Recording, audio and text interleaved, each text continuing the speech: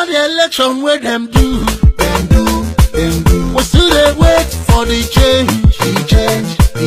All the promise when they make, it don't they be like saying a fake. Where the money, where the food. Cause everybody want improve. Since you come, no tears and pain. We don't tire to complain. I see the bad way you've been do. You don't turn Nigeria into two. 97% and 5%. You know been talk like president. They rule Nigeria with sentiment. I take your office to revenge. Oh yeah now, Oga Buhari, we dey beg you. Let Nigeria no go scatter for your head, yo. Yes, sir. After the election, where them do. We still dey wait to see the change, yo. Cause all the promise when they make, it don't they be like saying a fake, yo. Where the money, where the food. Nigerian people want improve. But since you come, not tears and pain, we don't tire to complain, no employment for the youth. And security no improve.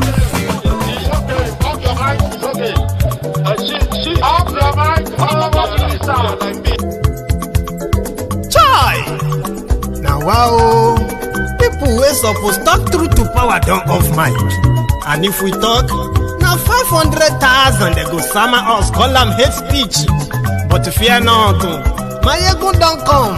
Him go torchlight every corner, nooks and cranny of all these bad people where they spoil our country.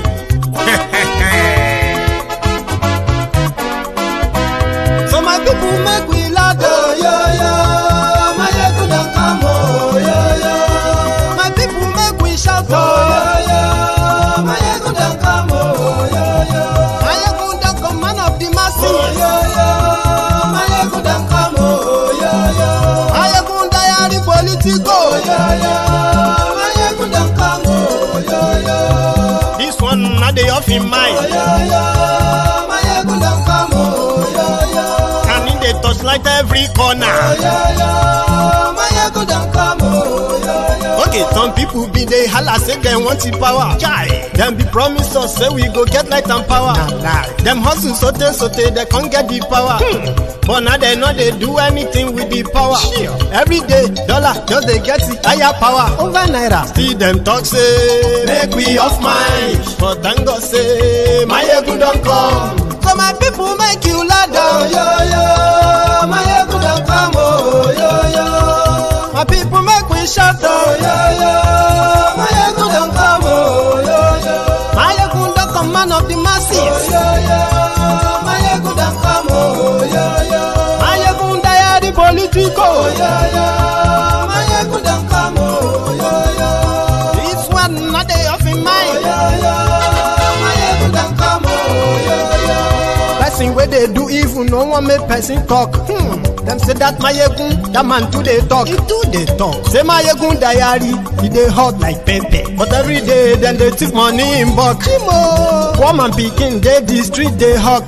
Still them talk say make we no talk. But thank God say Maiyegun don't come. So my people make you loud, Maiyegun don't come, my people make you shout, Maiyegun don't come, Maiyegun don't come, man.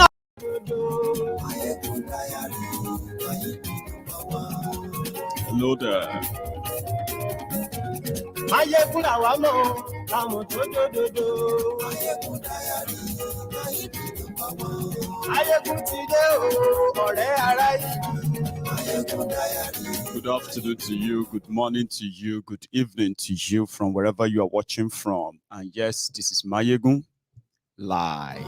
Gbogbo bó ṣe ń lọ ni Maiyegun já wa sí. Maiyegun Diary, àṣírí ọ̀jẹ̀lú kì í bò níbẹ̀ o.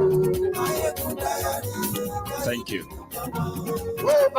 Share the broadcast, invite your friends, and tell them that Maiyegun is live. If this is your first time of participating in the People's Parliament or MaiyegundsDiary Politico, I'll tell you how to join. Diary Politico. Godfatherism. Kò sí lọ́rọ̀ Maiyegun. Maiyegun Diary. Ẹ farabalẹ̀ ṣẹ́ o, kẹ́gbọ́rọ̀ lẹ́nu. Maiyegun Diary. Àní Maiyegun làwa mọ̀ tó jódodo. Maiyegun Diary.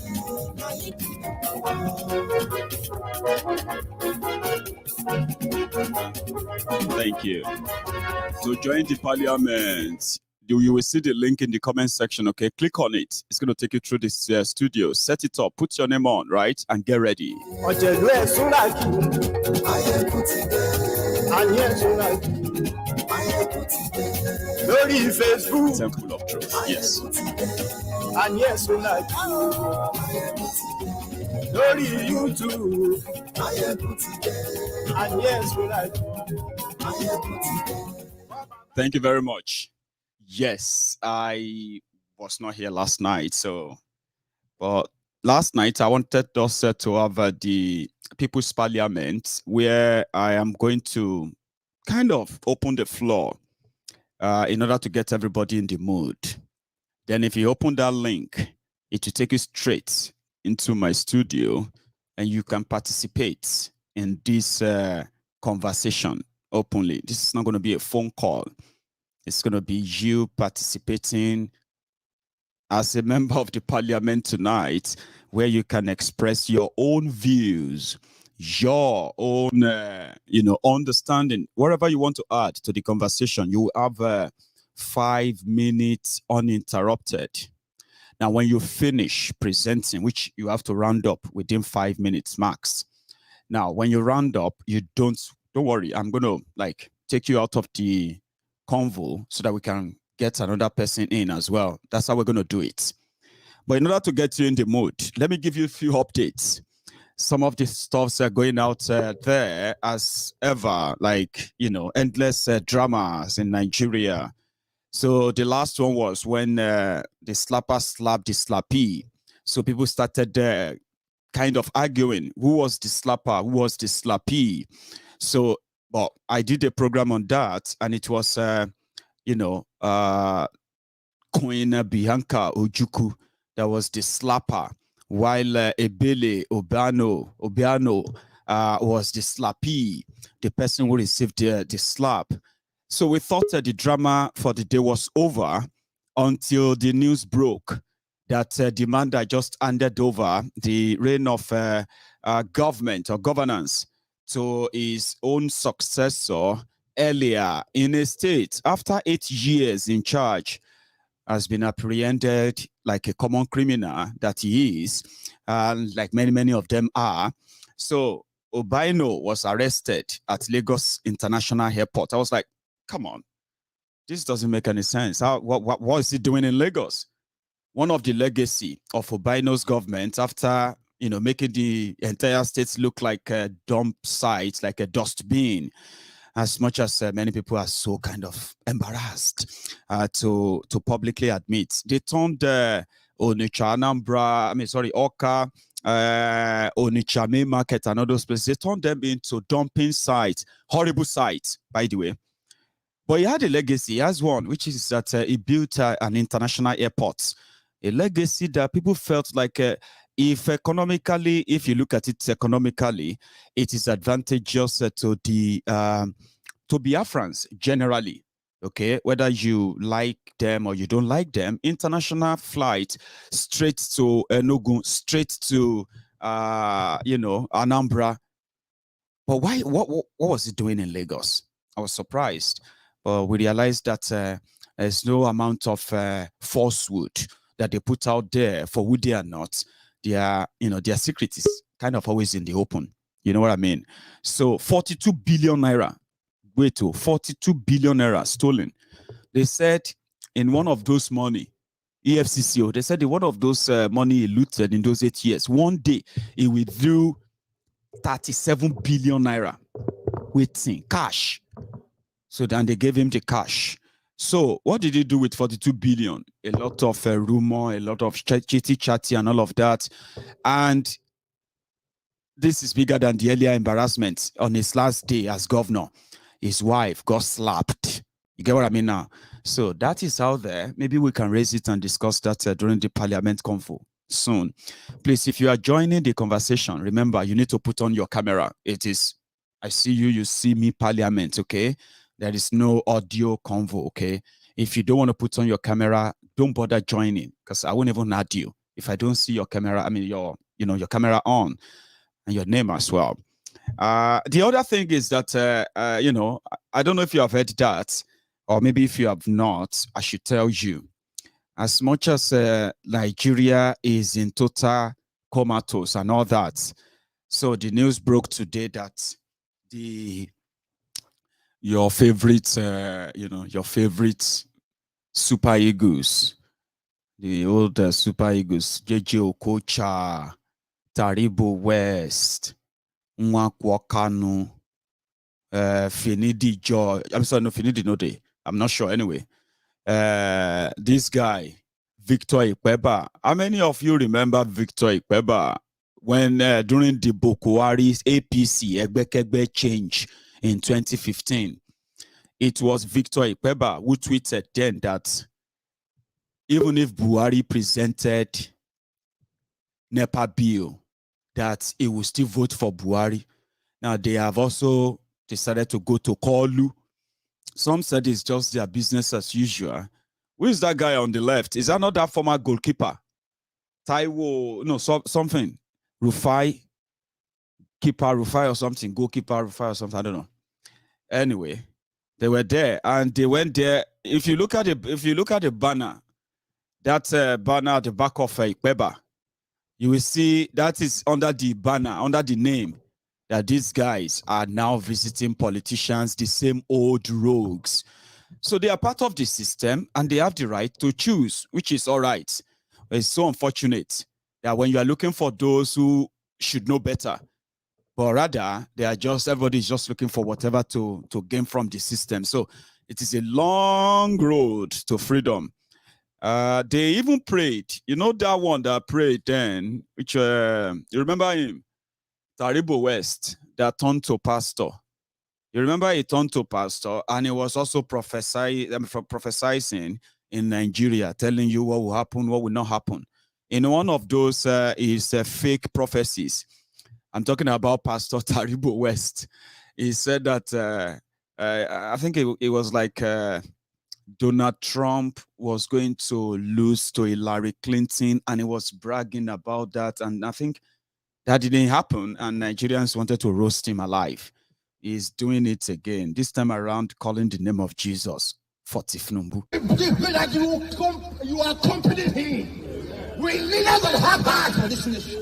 Amen. That will put their blood in line to see how Nigeria can be restored back to this place of that glory. Amen. It's incredible that we hide him under your brow. We speak to the foreigners of this nation. I command them to be arrested. That the Ahmed Bola Tinubu movement will be established. Pastor Taribo West. Anyway, I'm going to open the floor of the parliament floor now, which is the Temple of Truth. So you are free to join me and be part of this convo. Okay? There is no phone call. And if we don't, because we are not really on Facebook, so it's easier to say it's not going to be so busy. Therefore, if you feel like you can be part of that, now check that comment. I think it's the pinned comment. You will see the link there. Click on it and you can join me. I think I have 2 people already in the Parliament Hall, the temple. Hello, ma. Hello. How are you? I'm fine.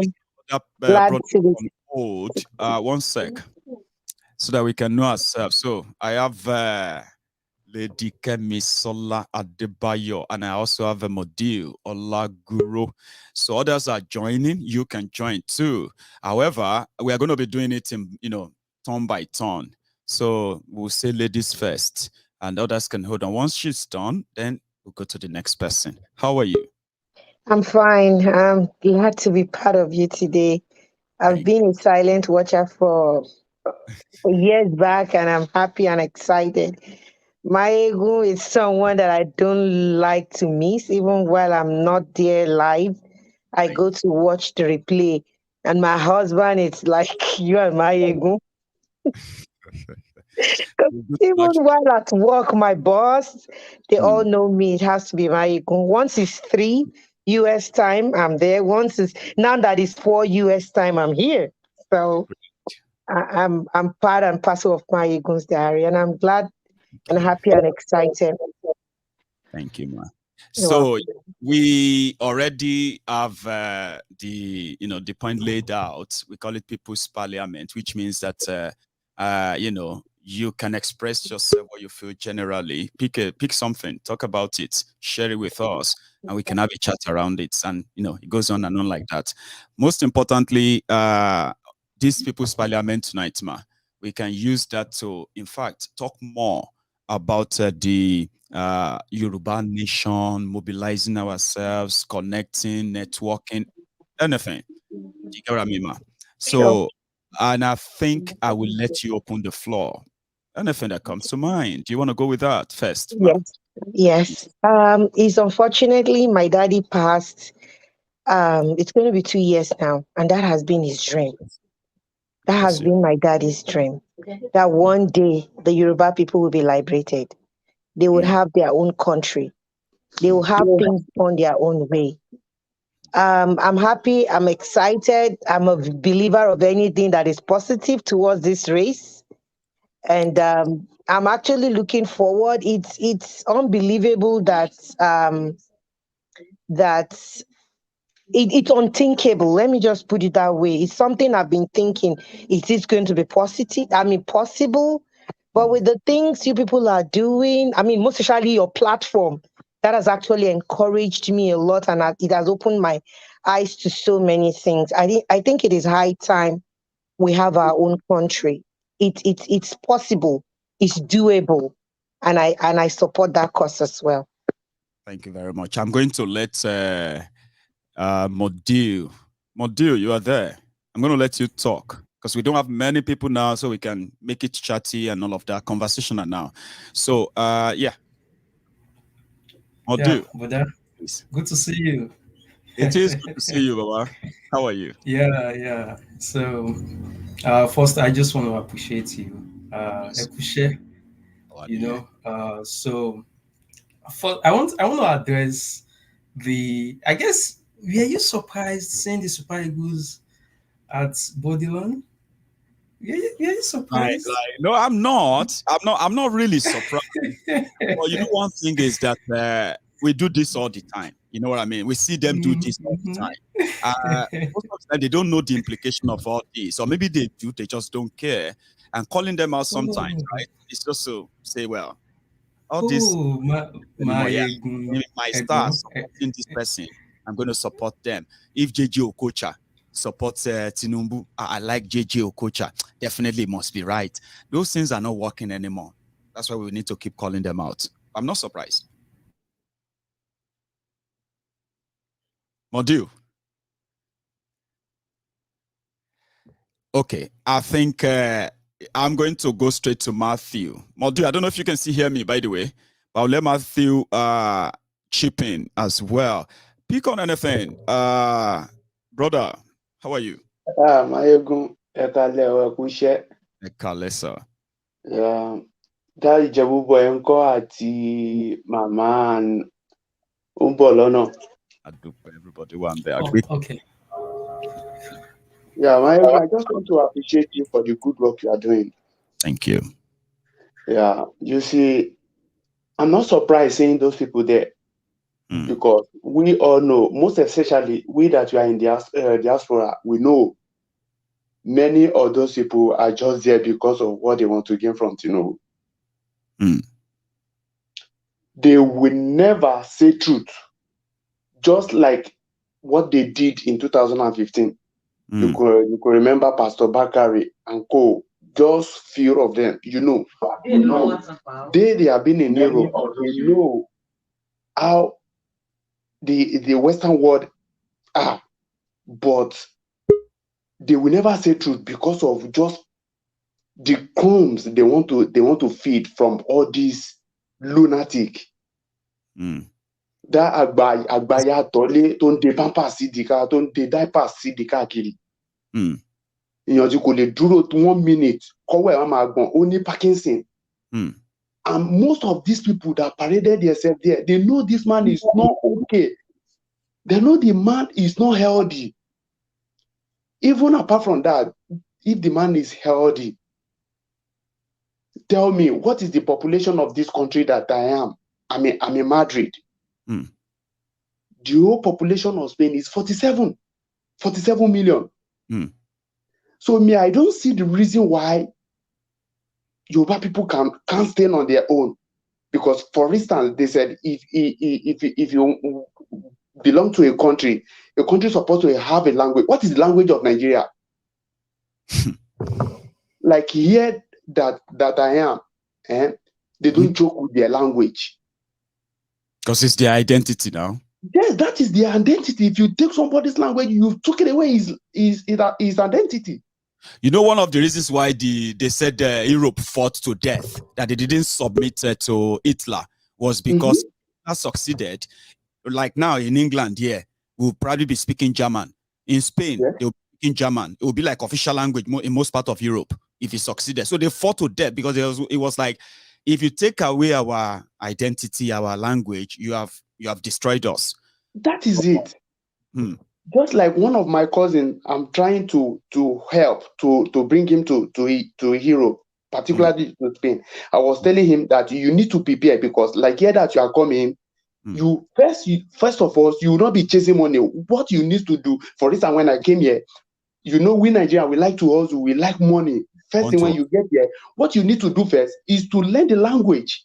If you don't learn the language, you are not fit into the system because nobody will offer you job. Because they will tell you to bring tools. You will go and bring broom. So how do they want to? So what I'm trying to say in a nutshell is that we should encourage our language. What's stopping us from learning from learning our language? For instance, what take us from having our nation? Okay, for instance, take Luxembourg, for example. They are not up to 1 million. That's true. And Luxembourg is a country. They are a country, that's right. Thank you very much, Matthew. Now, I'm going to, chop as well. Ma, I'm coming back to you, Ma, by the way. So I'm going to go to this man that's so relaxed in bed. He's in Q Adeyemi Ojosa. I bet you want to add something, please. Yes, of course. Chief Maiyegun, first of all, God bless you. May God bless all my brothers in Oduduwa. God bless you. I'm talking from Germany, from Düsseldorf City. You know, all these are ex-footballer is because most of all of them, they did not invest. That is why you see them, they are bankrupt. You understand me? And the way all of them, they are still going, disgrace is going to meet them because that idiot Atole, Tinubu, the way you always call it, he can never win. They are just waiting for their disgrace at the end of the day. Even with all this bunch of the money, I don't know why a lot of people cannot reason. Where this man is getting all this money? Is it not the same money that is thief from the Lagos that is spending? It is. And a lot of people don't think, and they don't reason. If this man become a president at the end of the day, he will first of all to carry all his money that is spending. And a lot of people, they are not thinking. Most all of us, we are in abroad. It's all of us, we are just reason. We are see the light. Is it Germany for today that I be for how many years now?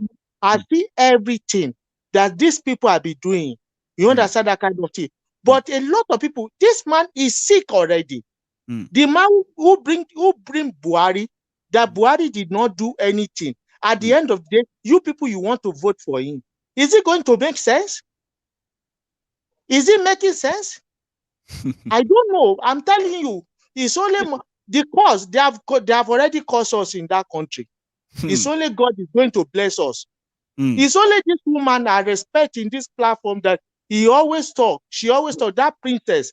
I love that woman. I'm telling you. I'm telling you. Thank you so much, sir. Let me hear from Theophilus as well. God bless you. Turn. I'm going to let you speak. Then I'm going to hear again from Lady Kamisola Adebayoma. So you please hang on, sir. Theophilus. Hello, Maiyegun. Sir, how are you? How are you today? I am very well, thank you. Yeah. How are you? Good. You are now seeing my face today. This is the man that we started from the kitchen together.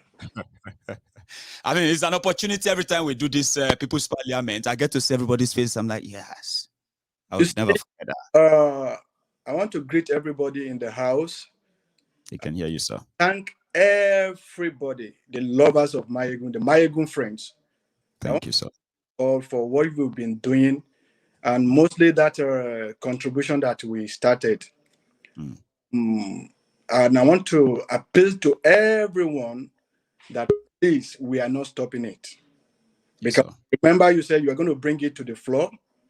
To know I'm going to throw it open. It seems like you have slowed down, especially because Oloye is now out and all of that. But there's so much to still be done. But I can only proceed if people say, yeah, let's continue. But I bet that was our last conclusion that we're not stopping it. Yeah, so we're not again for everybody to see something on that too. Yeah, we're not stopping.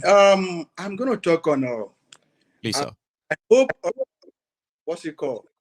Showore will be listening to this program right now. If you remember the other time, I told you here in Houston, Texas, somewhere in Iowa, they used to call me Baba Showore. Because, then I know what myself and some of my friends did to even talk to people back in Nigeria. But at the end of the day, what do we get? Nothing. I'm just using this medium to let Showore knows. I need that man deceive our. We need not deceiving ourselves. In country, if election is, conduct an election for like 10, 15 times, and Showore happens to contest 10, 15 times, I bet you Showore is not going to win. No. The system is rigged. First of all, with that 1999 constitution, oh my God.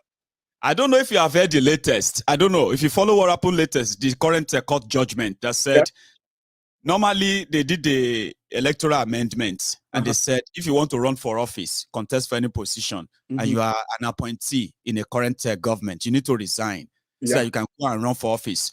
Malamu and gang, they went to court. Okay, and they got a court injunction that says that section should be expunged, should be removed, that they can still stay in office, raise money through that government office and all of that, and run for another office in their different states.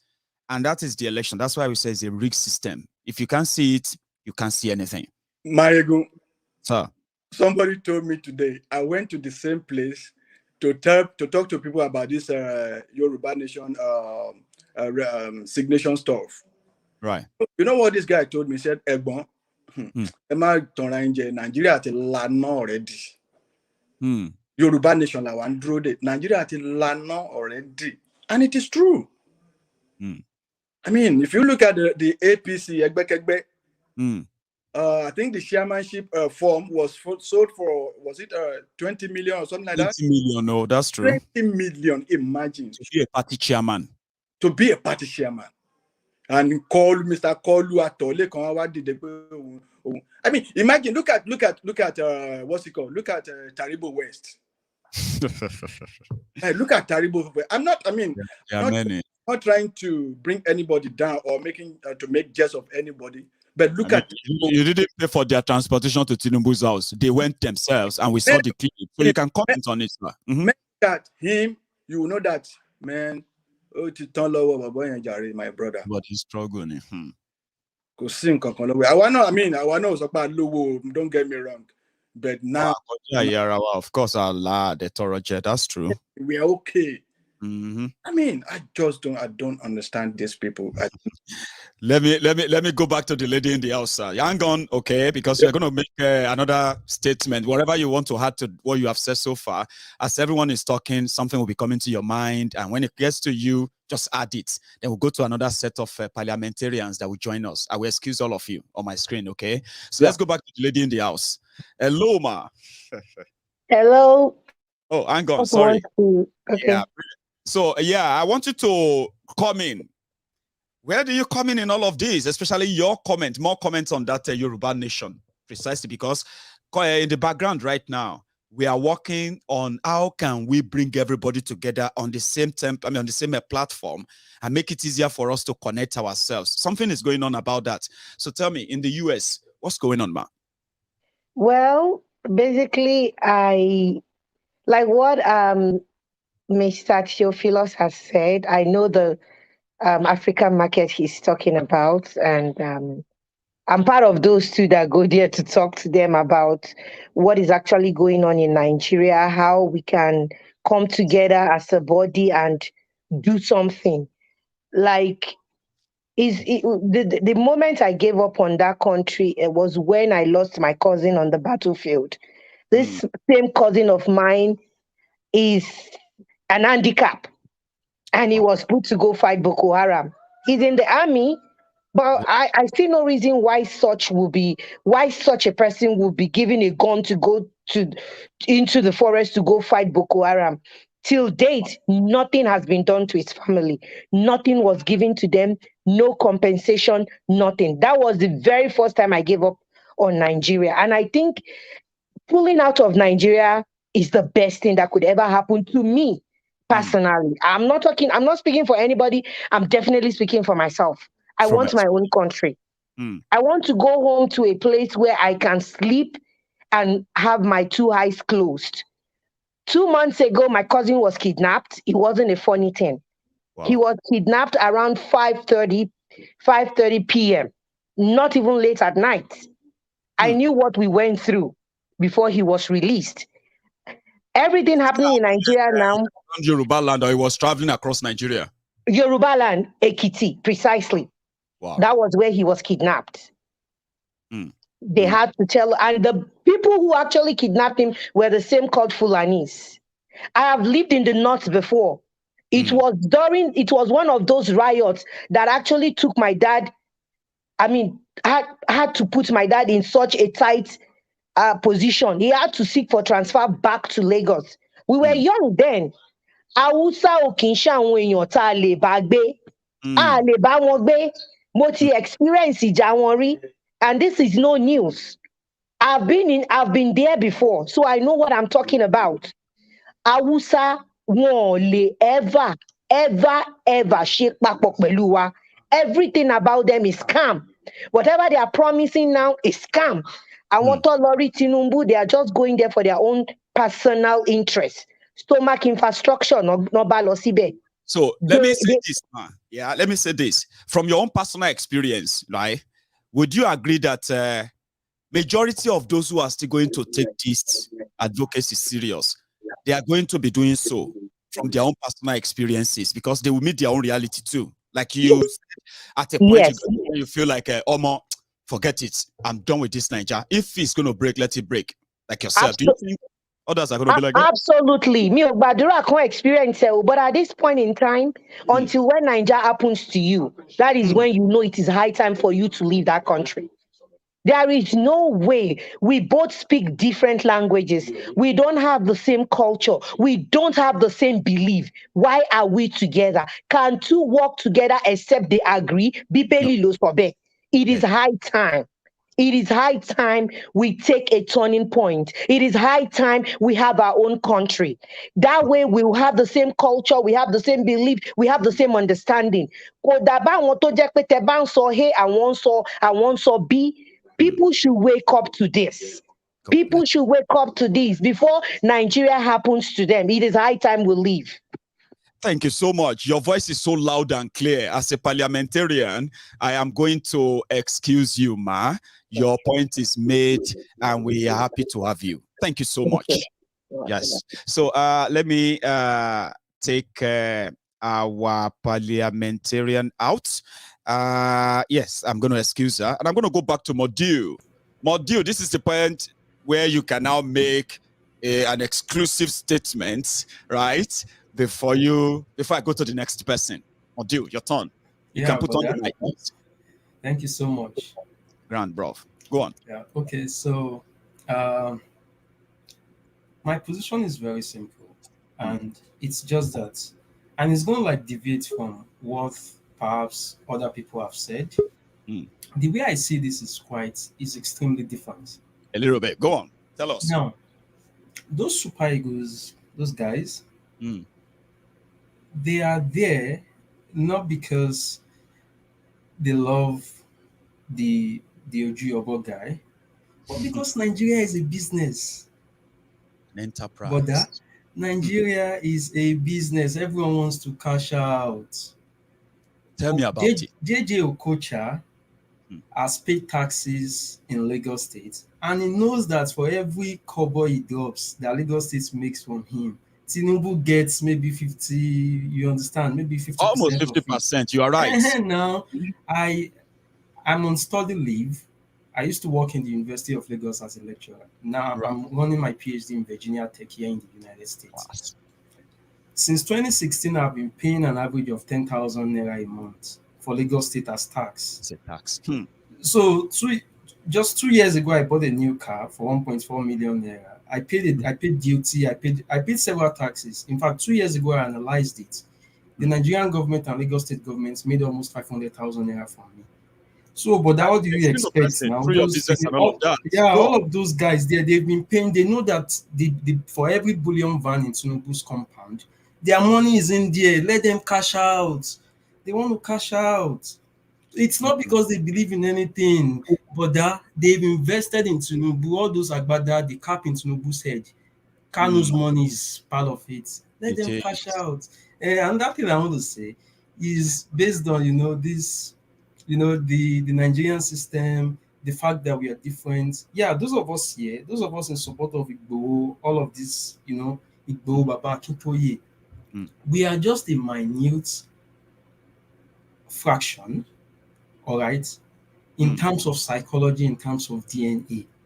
But all of those, the Tinubus, those guys, when we see the Almajiris in the north, we used to think that, it's an Hausa culture, it's a Fulani culture. No, that feudal blood is also present in lots and lots of people in Yoruba land, in Igbo land. And it is growing. So, all of this, it was just like a couple of posts. I think yesterday, 2 days ago, I wrote a post on Facebook. Yeah. I started from, the first ruler in Nigeria, Balewa. I said Balewa was an elder statesman. Ironsi was an elder statesman. I kept going and going up until Buhari. Buhari is an elder statesman. So who is responsible? Who is responsible for how Nigeria is? Me? If all of these guys, you clad them in OFR, ON, CPO, so who is responsible? Who is responsible for how Nigeria is? Me?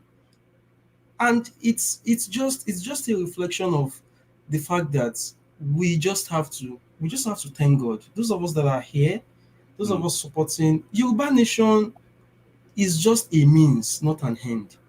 Because even if it is actualized, we are still going to occupy the same space with these feudal guys that speak the same language. That's when you mentioned the mindset. Do you know something that came to my mind when you were talking about you as as a responsible citizens? Because in the Nigeria context, right, your kind are rare.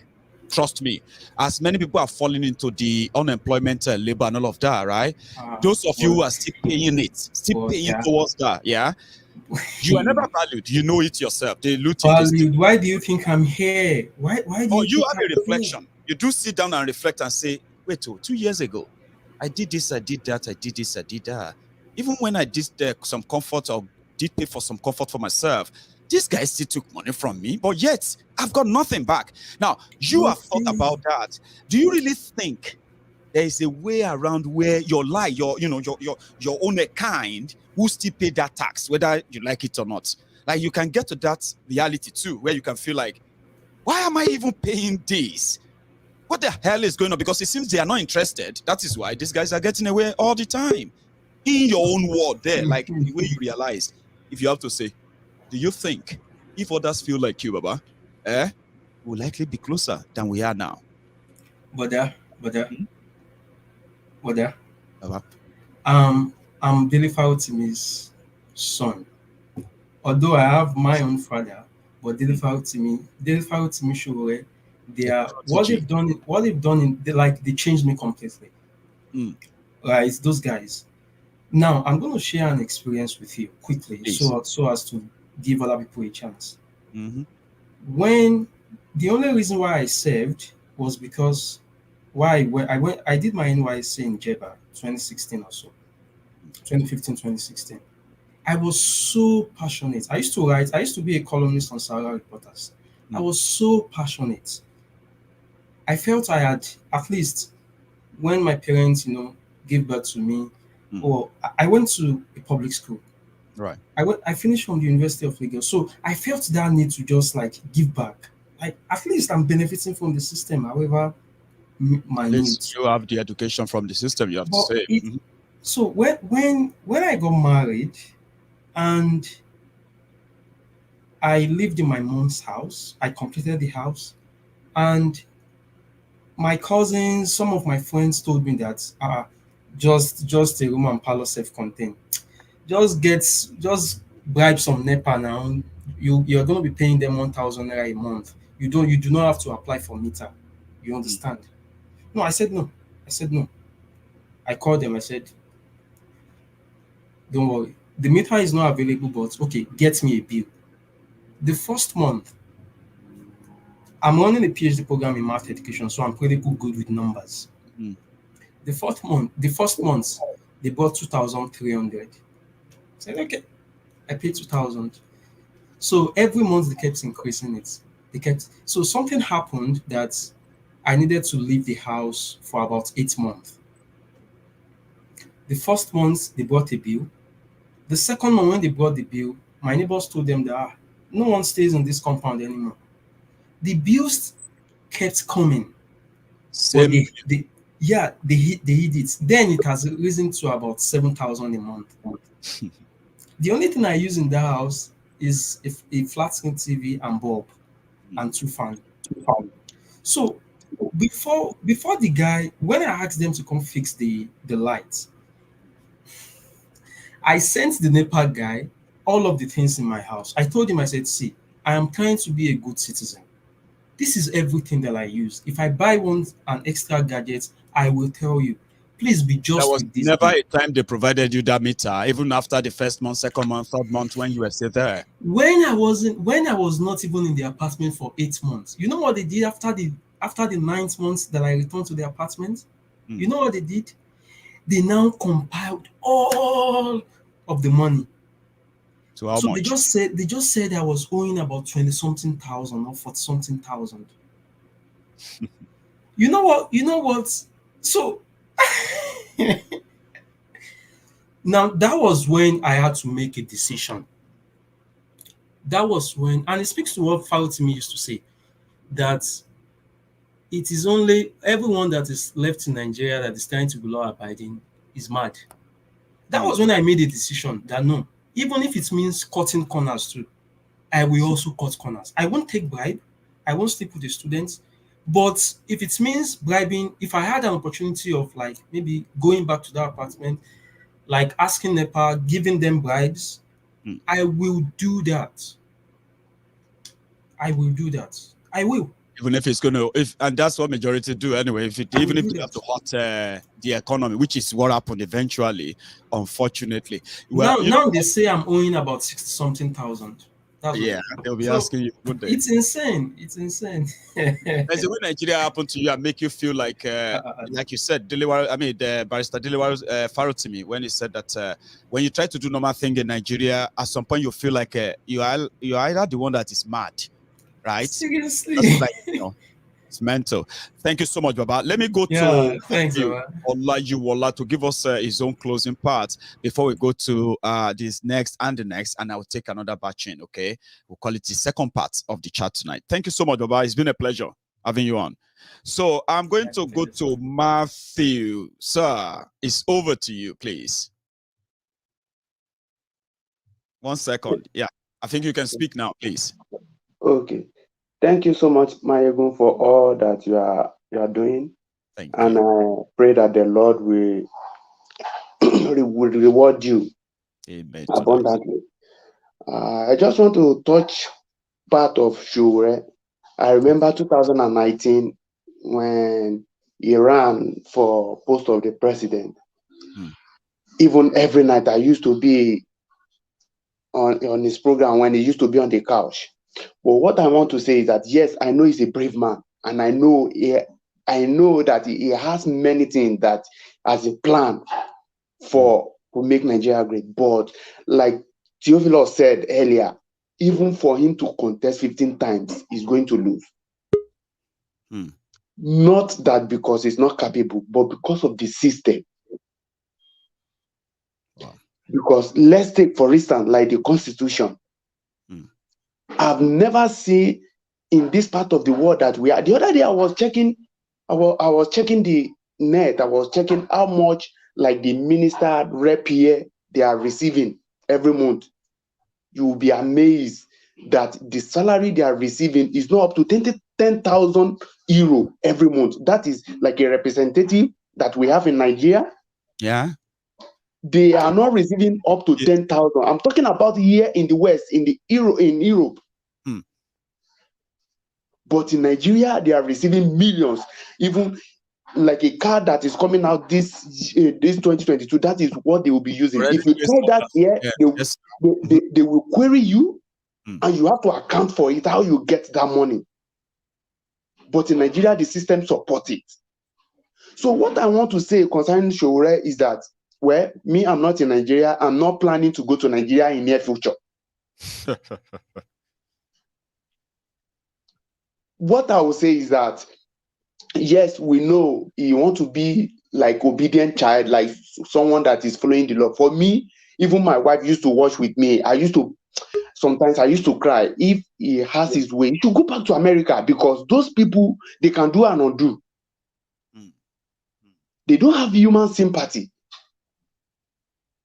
Because what he has gone through in Nigeria government's hand, it is the law that is keeping that guy. For me, if I would advise him, if he have his way, he should just go back to his family. They miss him more. Because Nigeria, no matter how whatever he want to do, they will rather silence him. No any amount of help or assistance that he can never be in that position. Yes, he might be the one that can do it, but the system will not allow him.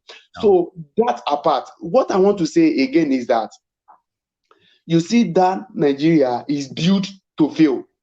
Do you know the reason why I said that? Tell us. I remember my uncle died about 4 years ago. The man was traveling from Lagos to Enugu because he's a contractor. He was going there for a work. Do you know that he had an accident? For more than 5 hours, he was in an accident. No rescue team, nobody. That is where the man died. So sorry. What am I trying to say is that I've witnessed this in Europe. Under 10 minutes, no matter where you get injured, ambulance will be there. You understand? Police will be there. Everybody will be there. But in Nigeria, even if you are trapped for 2 days, nobody is going to look for you. You're on your own. So what are we trying to say? The system that have been built on the license since 1960. So me, I don't see any saint that will come up that will not say, okay, tell me now. For instance, let's say, okay, let's assume the Atole, the Parkinson man will become president tomorrow. Is he going to turn Nigeria? Is he going to change the naira back to 1 naira to $1? Or is he going to turn the rice of back to maybe we'll be talking about 500 naira to a pound when we get to 2027. Or is he going to bring back the 1 liter of petroleum to 1 naira? No. So let us be realistic. All this, they are just lobby. They just want to make name for themselves. They just want to they want to make money. Imagine for somebody just like Saraki, then when he was governor of Kwara State, saying that the whole Kwara was in his pocket, just like what Tinubu is doing right now. That all the people in Lagos cannot say anything except what he say, Baba Sokwe, Baba Sokwe. For how long we want to continue like this? Can't we try other things? If you're, for instance, if you are trying a business that is not working for you, can't you try other one? That is the reason why I used to be one that used to be against Biafra before, but later when I begin to do research and I begin to like Western that is in Europe that we are, there is freedom of speech.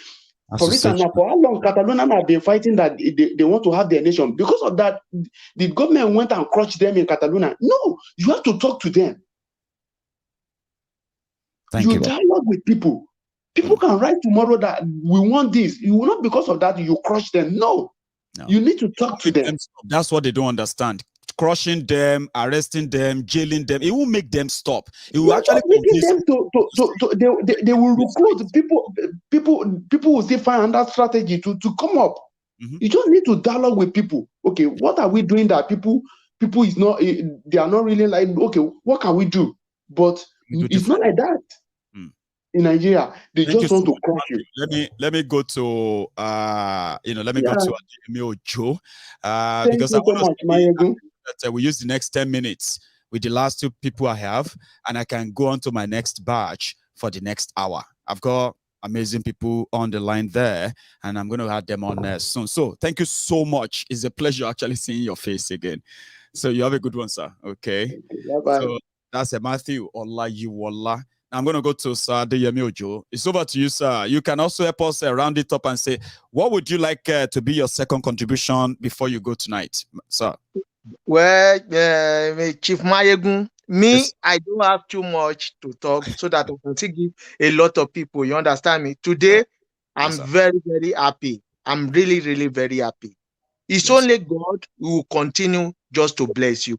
I'm not going back. Is Yoruba nation. You understand me? You are so popular. If you don't know yourself as of today, you are popular more than, I don't know what to say in this journey today. Everybody have known you because you have opened everybody's eyes. Thank you. This is the country I've been almost 20 years now. And I've seen it. Maiyegun, I've started with you, even where the way my brothers do say it, from the kitchen. A long time ago. I'm telling you, from the small room that your picture of they are inside like this. Even the Christmas time that you always put this. So it's only God who will bless you. And God will bless all my brothers, all my sisters, everybody around the world. The way we are being. It's only we can fight. These people in Nigeria, they don't know anything. And we don't have to blame them. There's a property in that country. Me, I don't regret the day I carry my bag from Nigeria. I don't regret. I don't regret. So today, let us continue. We pray more than that for that country. Èṣù ni gbogbo àwọn politician èṣù. Ọ̀dẹ̀ náà tó fẹ́ bẹ́ èṣù jọ. Ó ti di pé kájọta tẹ́ bá wo nígbà tó ń rí sí chief Igboho. Máa yẹn ó mi ẹsẹ̀ téèyàn bá mi ẹsẹ̀ ó mọ̀ nǹkan tó máa ṣe nínú ara ẹ̀ bó ṣe wà yẹn. Most gbogbo àwọn wèrè tó ń rí pé ó jí jáde yẹn ẹ̀rù ń bá ọ̀pọ̀lọpọ̀ wọn bó ṣe wà yẹn. Of course. Ó kọ̀ yẹ pé sorry to say mi ò mọ why tí gbogbo wo lajú. Tinubu yẹn kò lè win ẹ máa wo nǹkan tó fẹ́ ṣẹlẹ̀ ní next week ní bíbá ní 26 kò lè win ní primary. Let's wait and see with all this money. Wàhálà ti wà ní gbogbo party. Wọ́n fẹ́ lọ wá party mi fún anyway. That's how desperate they are, honestly. They are desperate now for now, my brother. But don't let me leave this thing for another people. Let me just continue watching later because a lot of us have a lot of things. I don't mean to. You know what I did tonight? You know what we did tonight? I wanted to take you out of bedroom. I brought you to the living room. So I love today again. Even when I'm eating by the journey or song by me sometimes, you will see the way I'm going to be running, driving. Just put my phone. Say, I have to meet you. I don't meet you. It's only God who bless you. Thank you so much for the love and the support. God bless you, my brother. Yoruba Nation, Biafra, everybody. Yoruba Come on. Nah. God bless you, my brother. Yes, I love you all, my brother. I love you too. We love you. Thank you. Now I'm going to go to, where is my man? Oh, he's there. Theophilus, sir. You are going to be the Gunla that will, wrap this part up. You've got about 5 minutes, sir. And then I'm going to go to the next batch, which Timmy Dada is the last man standing. I brought in about 5 people. You are the last man standing. So we're going to start with you. So let me go to Theophilus, sir. Over to you, sir. Thank you, Maiyegun. Yes, sir. Kí n tó parí, jẹ́ kí n kọ orin yẹn fún ẹ again. Maiyegun Oh, what happened to him? Oh no. Okay, I'm going to get him back. So sorry, Timmy. Something happened to Sir Theophilus. So unfortunate. But you know what I'm gonna do? I'm just gonna let you speak. Then if he comes back in, he will speak after you. So how are you, sir? General himself. Yes. Ogami. This is the same Timmy, a friend of a friend. Romeo, I like it. As so we are seeing our faces. So it's brilliant. Exactly. How are you? Fine, thanks, my brother. Fine, thanks, my brother. I just want to commend you. Thank you. My brother is back. Let him go. Let's go on. He's back. Let my brother go. Okay. Now you have your slot back. I'm so sorry. I don't know what happened there earlier, but I'm glad you made it back. So yeah, continue, sir. You were singing for me. Yeah, I was singing for you. Jackie calling at all. Yes, sir. Maiyegun alájọbí ti wà lẹ́yìn rẹ o. Alájọbí ti wà lẹ́yìn rẹ. Torí ìwọ ò ní hùwà o, tálájọbí ò fẹ́ o. Maiyegun. Ìwọ ò ní hùwà o, tálájọbí ò fẹ́ o. Alájọbí ti wà lẹ́yìn rẹ. Maiyegun ayé kò ní yẹlẹ̀. Àṣẹ bàbá. Mo máa ń sọ̀rọ̀ kan pé gbogbo ẹnikẹ́ni tá a bí nínú obìnrin tàbí tá a fa bẹ̀gbẹ̀ bí ẹ̀. Bá ní tiẹ̀ lòun fẹ́ mú gbọ́ fún ibi, ilẹ̀ àgbé wọn mi. Àmín bàbá. Maiyegun. Bàbá. Àníṣe tán bá kéré níye tàbí tí wọ́n bá pọ̀ ní iye tí wọ́n tẹ̀ títí ẹ làwọn fẹ́ mú gbọ́ fún ibi. Bàbá. Ó gbọ́ nǹkan tí Bíbélì wí ni. Bíbélì ní dípò ìfẹ́ mi wọ́n ń ṣe ọ̀tá mi, ó ní ṣùgbọ́n èmi ń gbàdúrà. Èpè la máa ṣe fún èpè lọ́rọ̀ wọn gbàdé máa ṣe ìpè fún wọn. Ọ̀rọ̀ wọn bá gbà. Nàìjíríà ò ń ṣe ẹyọ kan, Maiyegun, we are not one. At all. Mo rántí ìgbà tí mo lọ ṣe láti kékeré ìgbà tí mo tẹ̀ wá ní secondary school ni mo ti love uniform job. I went to Kaduna for 42nd regular course CNDA na Nigeria kí ni mo fẹ́ orúkọ mi fẹ́ pé wọ́n Nigerian Defence Academy mọ́.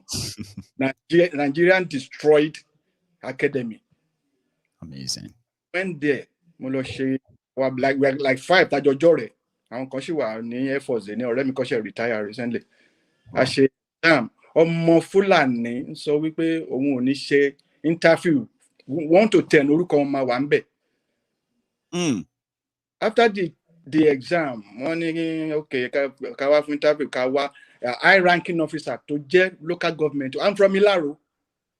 So late Olurin, former governor, was it Oyo State? State, yeah, military governor Ekiti. Military governor then was from my Lumini. Àwa wá wọn lọ́ngbà yẹn wọ́n ní bàbá ò sí nílé. At the end of the day, mo sunkún torí pé mi ò lè wọ bẹ̀ yẹn. I mean, and we said we are one. Nígbà tí mi wọ America, mi bribe anybody now.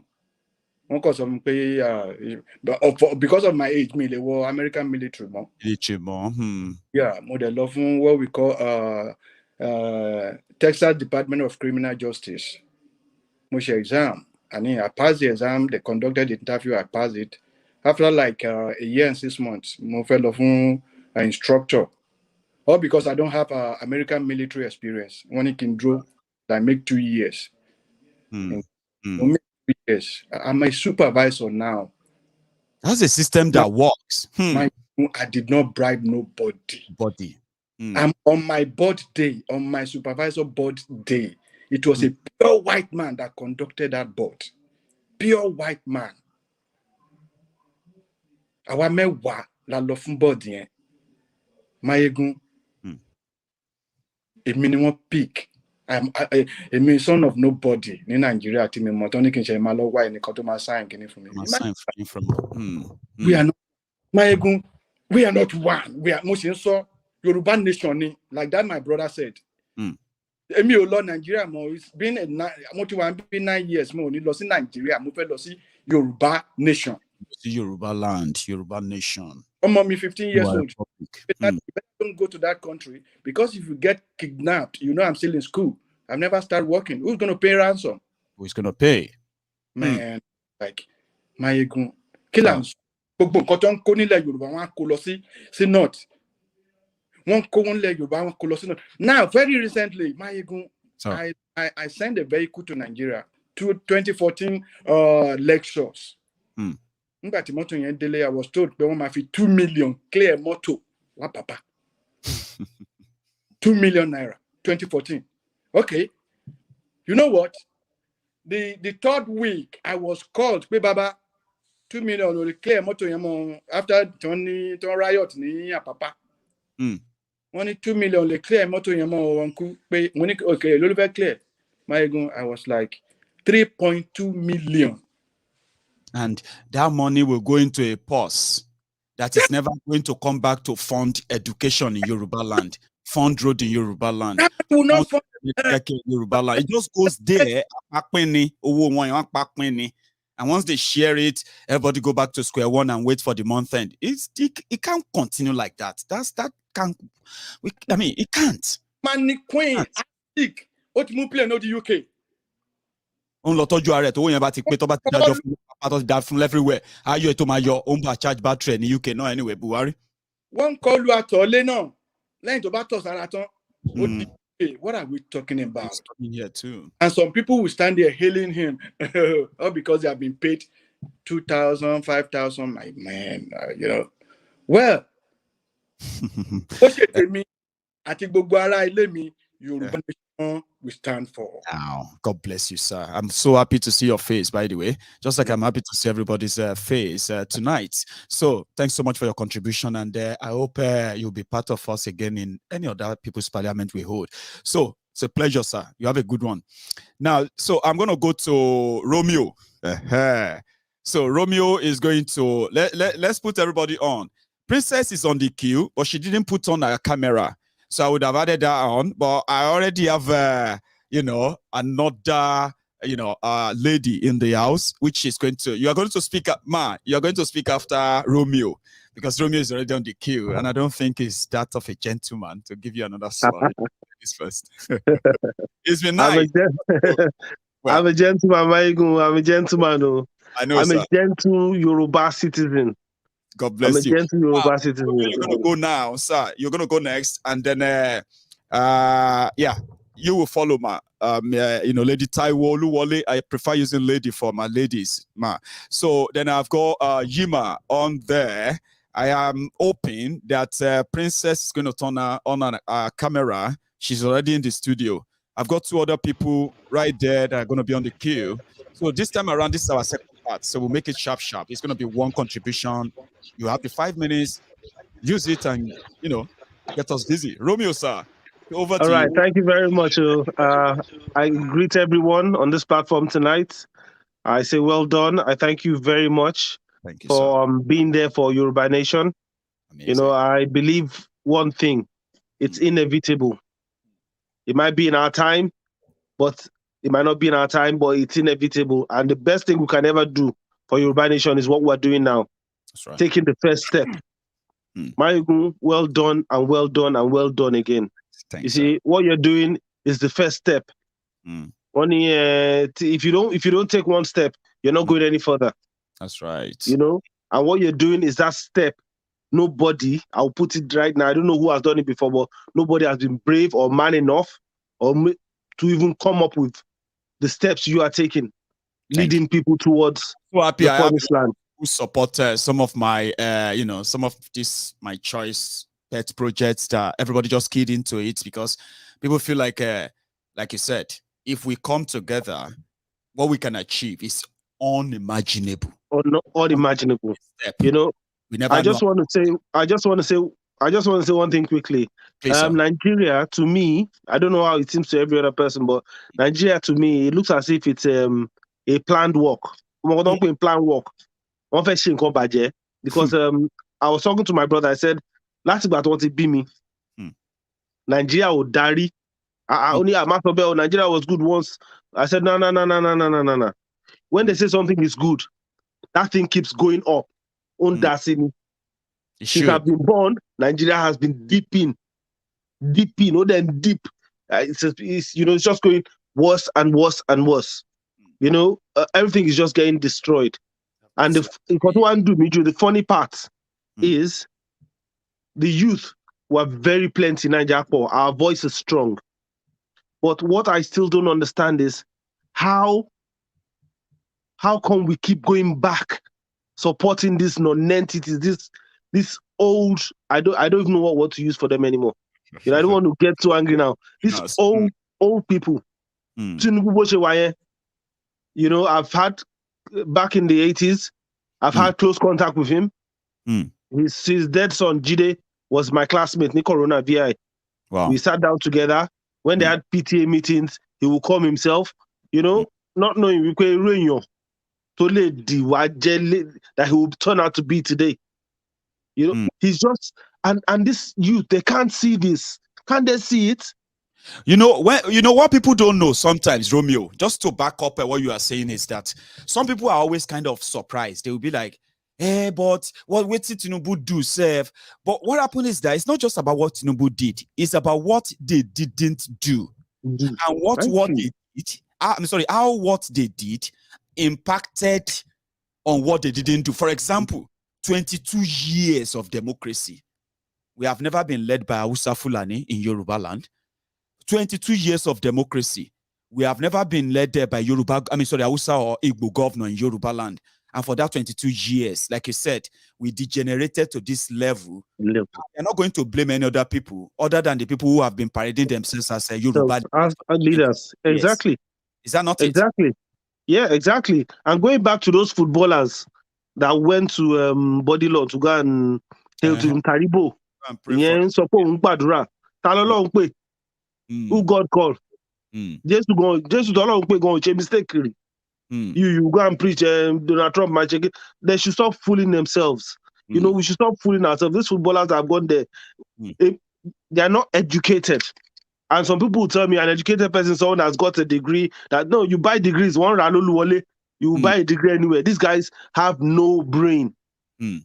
If your people are struggling for something, are you the one to that everyone is cheering you up? Okocha, my guy, we love him. Now you're going to go and bow down. You're going to go and bow down to these people that are troubling your people. How stupid can these people be? How stupid! I'm following JJ Okocha, Kanu, these guys on their Maloja on my own block. I'm following one straight away. I don't deal with people like that. Useless people. They are useless. Okay, yes, fair enough. You made your money. You made your money. You didn't make me. You made me proud. Okay, yes, I can say, Cup Melo gonna let a win for Cup Melo let win for Wagon. How much the Cup they win for Wagon is no longer relevant in history. It's no longer relevant in history. Cup Melo like win. Okay, the Olympic gold medal at the Cup gold medal. We were happy then. But the system has crumbled. And until the youth accept, because system it crumble, let's wake up. Let's wake up and join the bandwagon of Yoruba nation.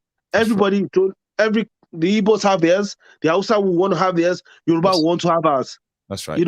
It has shown that we just can't be one. We just can't be one. This unfair. Exactly. It's not going to be like that. It can't continue. No. The plan, the blueprint that they have on ground, could they work? No. Could they work, and it's not working. So they should just understand this.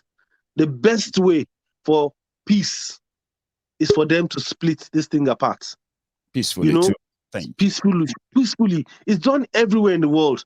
They are not going, they're not, and it's inevitable. They are the ones that are going to cause war on their own head. They will. Then they will not say, people you let. You know, that's just what I've got to say for now. Thank you very much, guys. Thank you very much for being part of it tonight. And I hope we are lucky to, like I said to everybody, I hope we are lucky to have you in the next one. You know, thank you. Yes, definitely. Thank you very much. So Romeo is participating from Edinburgh here in Scotland, which is, which makes him my next door neighbor. I have people who are here watching as well here in Glasgow. So if you're watching from Glasgow, you may meet the Italy tonight and be part of it too. So I'm going to go to the lady in the house, Lady Taiwo Oluwolema. You are now live. Well, I thank God. This is a big opportunity for me. Inioluwa, please review this volume. Please, you might be hearing some background noise with my grandchildren. Please, reduce it. I really give glory to God because I know I have only little time and I have a lot in my heart. Please, especially to start with, my name is Mrs. Taiwo Oluwole. Yes, I'm present in the United States. I'm with my one of my daughters.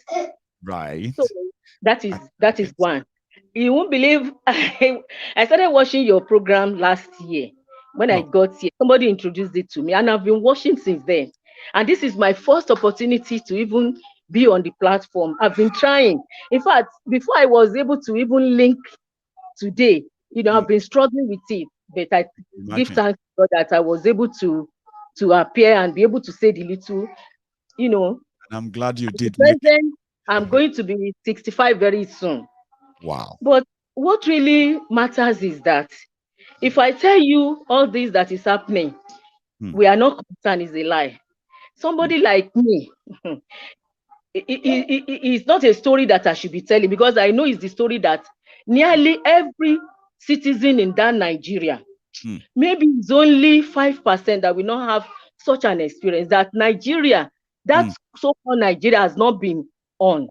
It has not been in your life. One way or the other, you suffer it.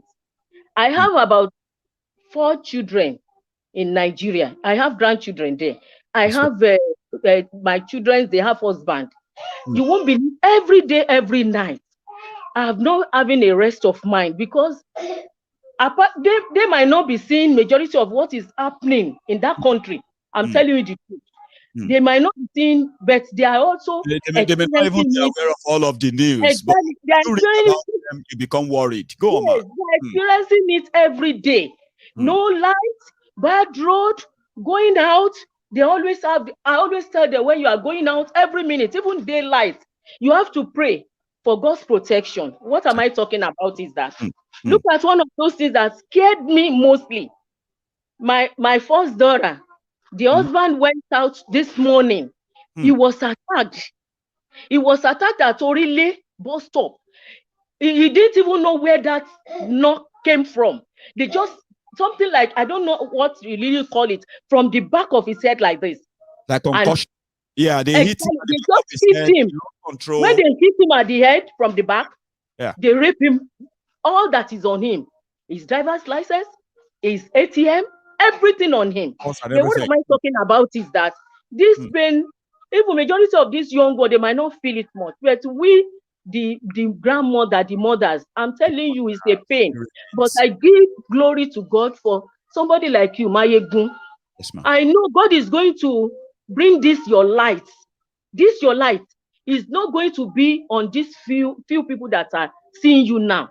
That's right. It's going to be all over that country called Nigeria. It is not like this Nigeria. I told one of my children one day, I said, this Nigeria is not God's will. God has never made any mistake. No. God knows that you are Hausa, everything that concerns them, no single one that has anything to do with us, Yoruba. That's right. No single thing. Just tell me. The only thing that you can say that has to do is our color. And we Yorubas, we are not the only one that has this color. No. all over Africa, majority of African countries, we have the same color. So why are we being together? It is true that we Yorubas, we have our own problem. We truly, God knows us before he created us.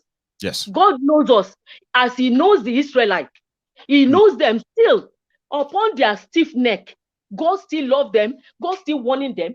And if you look at our own story, it's like them. It is true that we are also stiff neck. It is true that we Yorubas, we have our own problem. But I know God that created us, love us so much that he gave us a fertile land. He gave us a good weather. He gave us this thing. He gave us brain. It gives us this. He said on us, we can think until they took that. He created us very well. Ọlọ́run dá wa débi wípé Ọlọ́run dá wa fẹ́ àwa Yorùbá gan ni. Èmi ò bá wọn sọ wípé Yorùbá ń jẹrẹ lẹ́sẹ̀. Òótọ́ ni oníkálukú ló ní tiẹ̀. Èmi mọ̀ wípé tá a bá dé ilẹ̀ yẹn, ẹni tó bá jẹrẹ lẹ́sẹ̀ á jẹrẹ lẹ́sẹ̀. Ṣùgbọ́n ohun gbogbo tá a fẹ́, ṣé Amẹ́ríkà tá a wà? Ṣé fẹ́ sọ fún mi pé wọn ò jẹra wọn lẹ́sẹ̀ ni? Wọ́n jẹra wọn, of Ṣé fẹ́ sọ course. fún mi pé Amẹ́ríkà tá a wà? Ṣé fẹ́ sọ fún mi pé wọn ò ní tàbí ṣùgbọ́n tiwọn ni wọ́n ní? Ọlọ́run rí tàbí ṣùgbọ́n wa. Èmi máa ń sọ fáwọn èèyàn, okay, ẹ mention tàbí ṣùgbọ́n wa. Nínú àwa Yorùbá, tẹ bá mention tàbí ṣùgbọ́n wa, kò tó mẹ́ta. Bí ṣùgbọ́n wa ẹ lọ kọ sílẹ̀. Tàbí ṣùgbọ́n wa tó máa ń pariwo lé lórí jù ni pé a máa ń jẹra wa lẹ́sẹ̀. Èmi ò ní kò rí bẹ́ẹ̀. Ṣùgbọ́n Ọlọ́run tó dá wa ó mọ̀ wá. Ọlọ́run ni mò ń bẹ̀ lójoojúmọ́ pé fà wá kúrò nínú ìgbèkúngbèkún láwà. Ó dẹ̀ ń barú somebody like me lọ́kàn jẹ́. Èmi dẹ̀ ń dúpẹ́ lọ́dọ̀ Ọlọ́run pé irú ohun tó ń ṣẹlẹ̀ tí wọ́n ń ṣe yìí, tí Sunday Igboho tọ́lọ́run àwọn èèyàn kan mọ́ ohun tó ń ṣe ni. Ọlọ́run tó pe Sọ́ọ̀lù tó sọ di Pọ́ọ̀lù tó mọ̀ pé ẹni tó ń takò òun ni, ó yẹ Ọlọ́run. Ọlọ́run tó lọ mú Dáfídì tó ń jẹ́ pé ẹran ló ń ṣe kinní nínú igbó tó sọ ó mọ ohun tó ń ṣe. Ọlọ́run tó lọ pe Sunday Igboho, ara tí àìní ọgbọ́n fún àwọn ènìyàn nìyẹn. Ẹni tó bá jẹ́ pé ọgbọ́n wà ní ọpọlọ ẹ̀, á mọ̀ yìí pé Ọlọ́run mọ ohun tó ń ṣe. Why somebody like him? Somebody that God knows that a lot of people will be saying blasphemy about. He doesn't do this, he doesn't. But that is not what God is want. That is not what God wants. That is not what God is looking at. God, Ọlọ́run mọ ohun tó ń wò. Ọlọ́run dẹ̀ mọ àwọn tó fẹ́ lò. Mo dẹ̀ gbàdúrà lórúkọ Jésù, bọ́lọ́run ṣe ṣèwọ nìkan nínú wọn. Ní orúkọ Jésù, Ọlọ́run á mú yín dé ilẹ̀ yẹn o. Àdúrà wa bí nìyẹn nítorí pé gbogbo àwọn ọmọ tí mo kó sí Nàìjíríà, bí mo ṣe sọ fún wọn lọ́wọ́ ọkàn mi ò balẹ̀. Inú mi ò dùn. Mo ní ọmọ 3 tí mo rán lọ sí yunifásítì. Bàbá wọn kú, wọ́n dà wọ́n lé mi lọ́rùn ni. Ẹni tó jẹ́ àbúrò bàbá wọn gangan tí bàbá wọn gbé ọmú sílẹ̀ tó jẹ́ pé òun ló mú. Òun ló jókòó tó ní wípé òun fẹ́ gba ẹ̀tọ́ tòun nínú ẹ̀. Ọkọ mi ti kó 6 years. Àárín nǹkan kan. Ṣùgbọ́n Ọlọ́run ló bá mi gbé àwọn ọmọ yìí. Ó bá mi rán gbogbo tó máa lọ sí school. Ó bá mi gbé nígbà tó wúwo, nígbà tó bà mí lẹ́rù. Èyí tó máa lọ lé ọkọ Ọlọ́run bá mi ṣe. Èyí tí mo wá bá bìbà àánú ni mo rí gbà. Ṣùgbọ́n síbẹ̀síbẹ̀ ẹ̀rù ń bà mí. Ọmọ mi 2 ló lọ sí yunifásítì. Mo ní ẹ wò, ẹ wá lọ kọ́ṣẹ́. Ọmọ mi tó lọ sí yunifásítì tó yẹ pé tí n bá sọ ohun tí ọmọ yìí kọ́ ní UNAB, Yorùbá lánú is one of those things that tó bá jẹ́ pé Nàìjíríà dá ni. Tó bá jẹ́ pé Nàìjíríà dá ni, my dear, oh Lord Jesus. Tí ọmọ yìí kọ́, ọmọ yìí láti gbé sẹ́gbẹ́ kan ó lọ kọ́ṣẹ́ tailor ní abẹ́ mi lè sọ pé nobody torí Ọlọ́run ló dá onítàn, but God gave her the opportunity to give my daughter this knowledge that ọmọ mi wá wọ́n twist ẹ̀ tailor ni tailor ń jẹ́, wọ́n ní fashion designer. Fashion designer. Well, a graduate that has 2nd class upper. A graduate tó jẹ́ pé I am boast of her, kì í ṣe pé àwọn tó jẹ́ pé wọ́n ń rà. Bẹ́ẹ̀ni, tó ṣiṣẹ́. Tí mo ṣe bẹ́ẹ̀ tó ìyá ọmọ mi ti jáde, ó dẹ̀ ti serve Nigeria. If you want to test her knowledge, I am boast of it, you can test her knowledge. She knows what she knows that pé ó kàn cram àbò Ọlọ́run bless this girl. But I'm telling you, ọmọ mi láti lọ kọ́ tailor ni. Tailor yẹn ò wá dùn ẹ́ o. I even have to establish it. Kò tún wá dùn ẹ́ o. Ẹ̀rù tó ń bà mí wípé hey, Ọlọ́run má jẹ́ kó lọ fọ́ ṣọ́ọ̀bù lẹ́nu.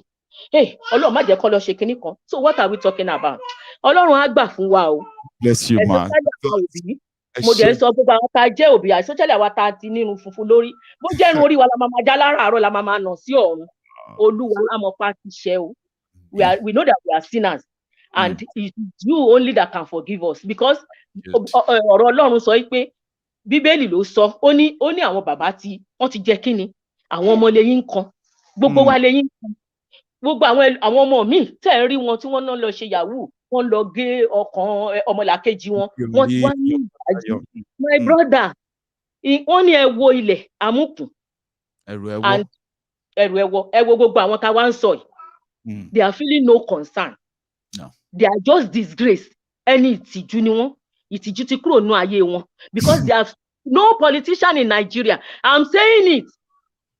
Tó bá ń gbọ́ ohùn mi, táwọn mi bá ń wo picture mi bí mo ṣe ń bẹ sọ̀rọ̀ yìí, ọkọ mi gan gbà tó ń participate in politics nígbà tó wà Nigeria, one of those things ní pariwo fún lójoojúmọ́ nìyẹn. Politics in Nigeria, it is a sin, ẹ̀ṣẹ̀ ni nínú Nigeria yẹn. Nítorí gbogbo ohun tí wọ́n dáwọ́lé kó tó lè dé òkè, gbogbo wọn ò lè sọ pé kò rí bẹ́ẹ̀. I'm saying it, let them see my face. They can't do me in silence. Because pé ẹni àmì òróró Ọlọ́run ni mí. None of them tí wọ́n ti wà nínú kọ́kọ́. They are all in chorus. Maiyegun, gbogbo wọn náà ti bá èṣù jẹun. Gbogbo wọn náà ti ta ẹ̀mí wọn. They have sold it to devil. A kàn ń pariwo nìyẹn. Mo yẹ sọ fún pé ẹ jẹ́ ká pariwo, ká tún pariwo fún Ọlọ́run. Ẹni tó bá mọ tẹ̀síwò tó yẹ pé ó ń sin Ọlọ́run lótìtọ́ àti òdodo ni kó pariwo. Ẹ pariwo fún Ọlọ́run. Tí Ọlọ́run bá fúnrú ẹ̀yin ọ̀dọ́ wa yìí ní agbára láti lè má bá wa push. Àwa tá a jẹ́ ìyá àti bàbá tá a ní agbára láti ṣe nǹkan kan. Bó jẹ́ pé báyọ̀ ṣe jókòó yìí nìkan náà ni. Ọmọ mi ra chair tó lè rest fún mi tí mo lè jókòó sí, tí mo lè fa ẹ̀gbẹ́ ẹ̀ sí, tí màá nọ̀sẹ̀. Bó jẹ́ bẹ́ẹ̀ náà ni màá fẹ̀yìn tì, tí màá máa sọ pé Olúwa àfi kẹ́ gbà wá. Ọlọ́run láti gbà wá nínú ilẹ̀ yẹn o. Kì í ṣe ilẹ̀ tiwa o. Ilẹ̀ tí Ọlọ́run mú wa sí kọ́ ni àwa ọmọ Yorùbá. Ilẹ̀ tí Ọlọ́run mú wa sí, ó máa gbà fún wa.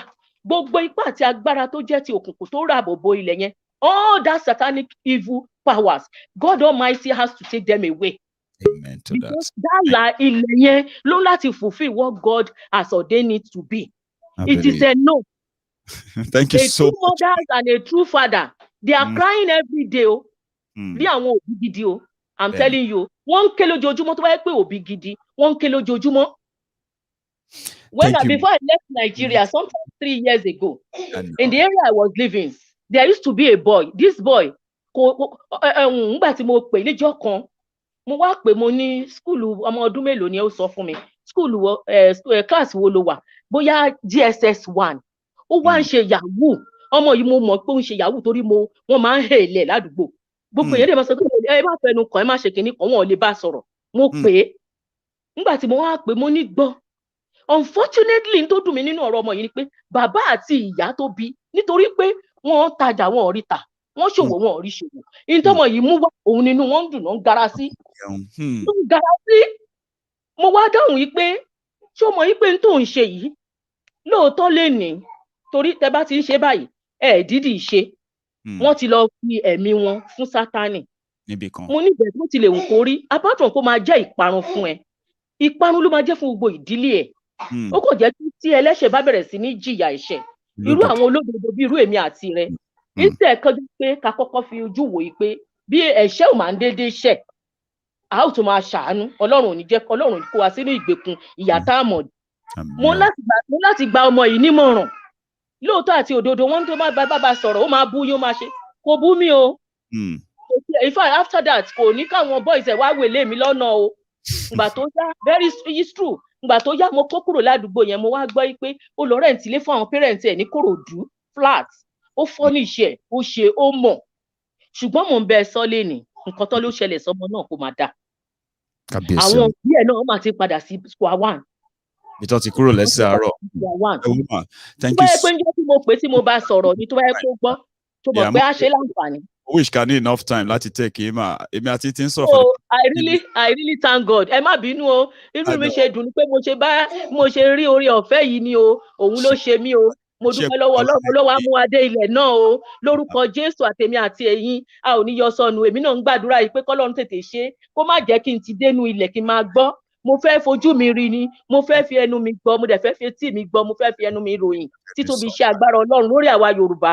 Àdúrà mi nìyẹn, so Ọlọ́run á gbàdúrà wa o. Ọlọ́run á ràn ẹ́ ṣe Maiyegun o. Thank you so much. Bye. Yeah. Bye-bye. So I'm so sorry, guys, that that got so stressed. You know, women, right? You should let them talk, or else, you know how it go be. You are going to. She will have to do. I mean, the people in the house will have to deal with with her in a way if you don't let her speak. I'm sorry for that. So thank you so much, Ma, for that great contribution. I'm gonna go to Yima. Yima, my brother. So let me get Yima to speak now. I think your microphone is on now. Yima, please. Yes. Well done, sir. Eku. Eku. Eku. My brother, they call her Yima Gudu. And every time I'm like, man, that thing feel like, it'd be like a warrior. We know they live inside town. And whenever they come town, it could be like, say, like, the ground going to be like, Gi. Baba. You get that. Now, warrior name now. Now, warrior name. No, I always get the vibe. I always like Yima, Gudu. And I'm like, that's something so kind of significant. And I'm, then I was right. Now warrior name. Now warrior name, Baba. I come from a clan from TV land that we are known for our stubbornness. So, so that one is in the blood. Yeah, that's class. So Yima, please go on. You have the floor. Everybody can hear you. Baba, I forgot to tell you the last time I called you. You know that day that they released Igbo? Yes. I was trying to call him, but I was at work. I had the night shift, so there was no way I could call in. I was just, but I can tell you that when I got back in, my favorite Scottish whiskey, Monkey Shoulders, one full shot. I just put the thing down straight and say, correct. At least Igbo has come out now. That's right. Let's face the next thing that goes on. See that mommy that just talked, Bobby Taro, she said something that made me laugh. Seriously, in the sense that I was speaking to my junior brother, in one of the universities back home, and the guy was telling me that, senior bros, can you imagine that one of his friend's father, the one that is sponsoring him to university, told him that the university that the guy is going to is a waste. And I asked him, I said, are you sure that man gave birth to the son, or the man knows the implication of what he's saying? He said, no, it is what it is in Nigeria. Nobody believes in the education system anymore. I was like, okay. You see all that is going on. It's just going to implode right in front of their eyes. The APC have infighting. The PDP has their infighting. We name it. They are all waiting to implode. That's my own theory. The Hausas don't want to give up the power. Tinubu and Osinbajo are there fighting. With some other going to declare soon. Okay. We'll see how they will do the self-destruct too. Isn't it? Meanwhile, IPOB members are waiting there, looking at those ones that are saying that they want Igbo presidency. When they go and knock their head on the concrete wall, the IPOB members will tell them, we don't tell you. Maybe we tell you now. That's how it's going to be. The kata is just coming to that place. And it's unfortunate that... It's in game, isn't it? We wait. You know, say when you tell somebody, say, no, do something. And the person still insists, nah, I want to do it. I must do it. You let them do it. Is it not policy validation card that you want to go and collect? Collect it. Vote. Who do you want to vote? Under what constitution? So the whole thing is just messed up, and it's sometimes I don't even know what words to even describe it. People have been killed.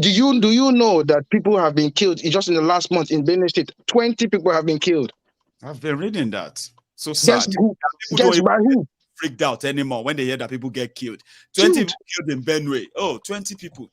I mean, that's still better than the people killed in Zamfara. They killed 280 there. Like, people don't get moved. They just be like, okay. These bandits are going and killing the same army that you are saying. If we now in Benue State, if we go and kill just one officer, one army officer, the whole town will be raided. But yet you go to the north, a whole platoon is taken out. Nobody's touched. Nothing is happening. They allege that some soldier died in the east. The whole village will be taken out. How do you, just like Baba said, Nigeria should serve an example of how not to run a country or how to run a country aground. When I heard Baba said that, and I said, that is wisdom there. Look at the example of Yoruba nation. If Biafra, if there's nothing to learn from Nigeria, there are two lessons to learn: how to run a country aground, or how not to run a country. Nigeria will give you that example. I was marveled. I was like, thank you it's so true. much, Look at it. Thank you, Baba. Nice one, Yuma. It's good to see you again. So now I'm going to go on to, I'm going to go to the lady in the house again. I'm sorry, guys, that I have this kind of soft spot for women.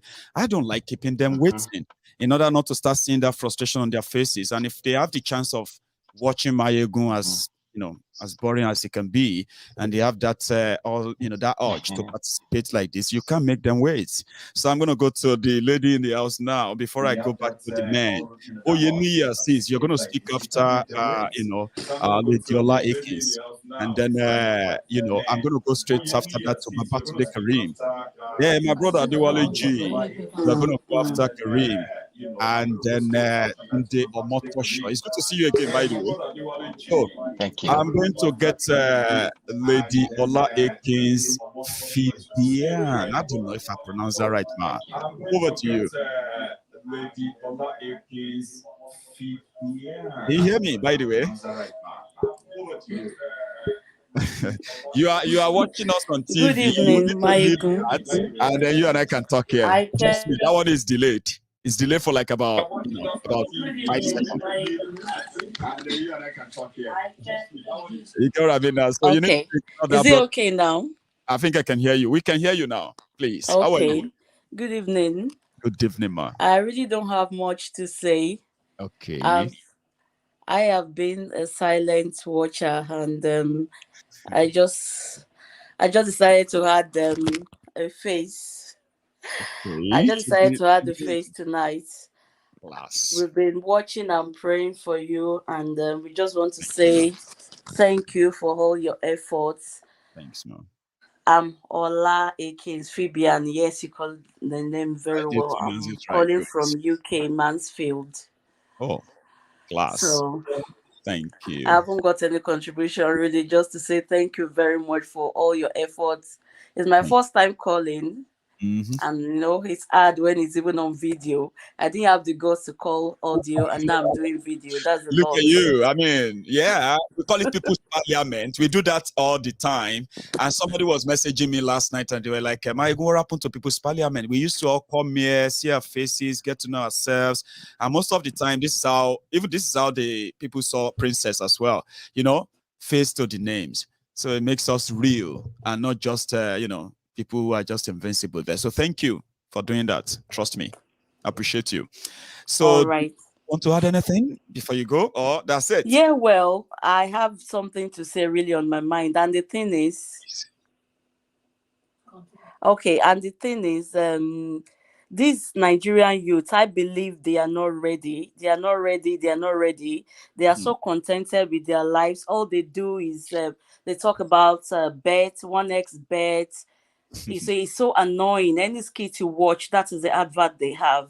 And it's so annoying that I don't even want to watch it again, because what are you telling the youth? Now they are blaming the Nollywood, everything, for the ritual killings and everything. Very soon in the future, you will see somebody ruining their family, selling their homes, just to play 1x bet or to play this number one platform. The way they are portraying, they don't talk about business or anything meaningful. So it's really annoying. I mean, you can't just tell people to gamble. It's like you're just telling people to gamble. The way they are hyping it way too much. So that is just it. And it's scary.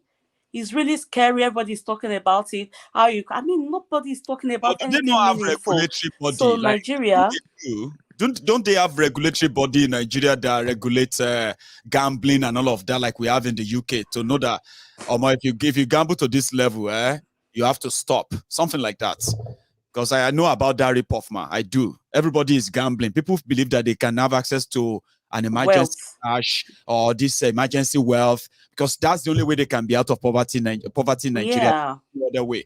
But there's no regulation. They are just falling further into poverty. They're selling their properties, gambling their salaries. So I understand. So don't they have anything like, everybody's just on his own, in your own opinion, like everybody's just on his own? Well, that's just, I think that's all my contribution.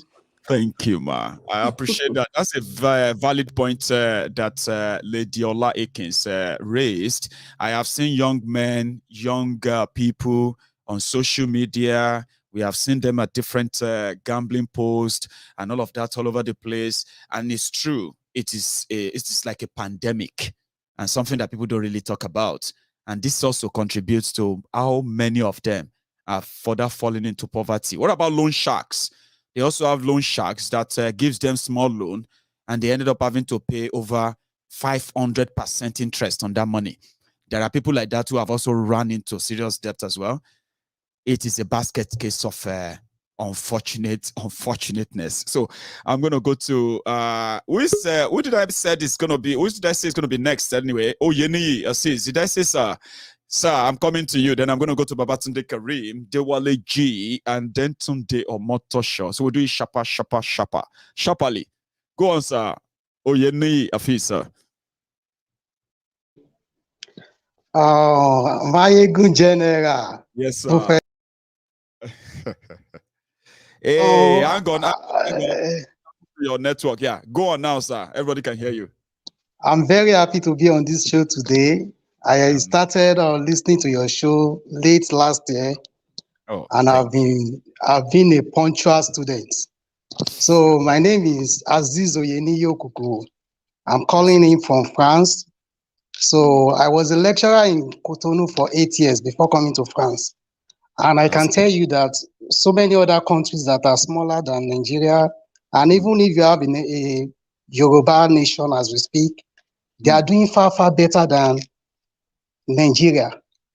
For instance, where I lived in Cotonou, they've been having good electricity over years. Their roads are motorable. They have other facilities that we will be proud of in Nigeria. I've always visited Togo because Togo is just a neighboring country to Cotonou. Togo electricity situation is even far, far better than that of Cotonou. Then let's go to Ghana. Ghana is another different story entirely, in the sense that I'm just comparing this country. I don't want to compare it with France because according to my sister in London, she said when she came to France that we spoke, she said when I told her that Nigeria is 50 years backward when we look at development in France, she said when we look at development in London, because she has been to London, she has been to France, that is 200 years backward. Can you imagine that? Backwardness in the sense that imagine locomotive train being used in this time and age and having issue in forest. This one that you call locomotive, sir, is a big celebration. Go on. Yeah. So in a country like Ghana, in Cotonou, if you have refrigerator in your house, you might not be able to on it because of the electricity bill. But when you go to Ghana, they provide pressing iron for you. With how much is your hotel bill? Maybe 10,000 naira. All these facilities are way back. And I would like to say something about Yoruba Nation, especially of Sunday Igboho, because we were there in Cotonou, we always celebrate whenever they go to court. So when one of the Babas, Adeniro, said something about people celebrating as an icon in Cotonou, I'm very much aware of that. Because Cotonou people, in fact, my co-tenant, one guy in my house, usually asks me,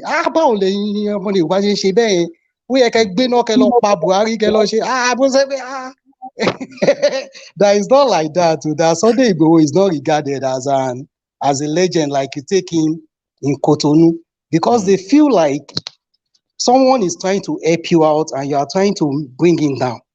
So concerning our marriage with all these Fulani, I even wrote a paper concerning Fulani and S-men, because I was a lecturer, as I said, but I'm a student here. This is what Nigeria has brought me to.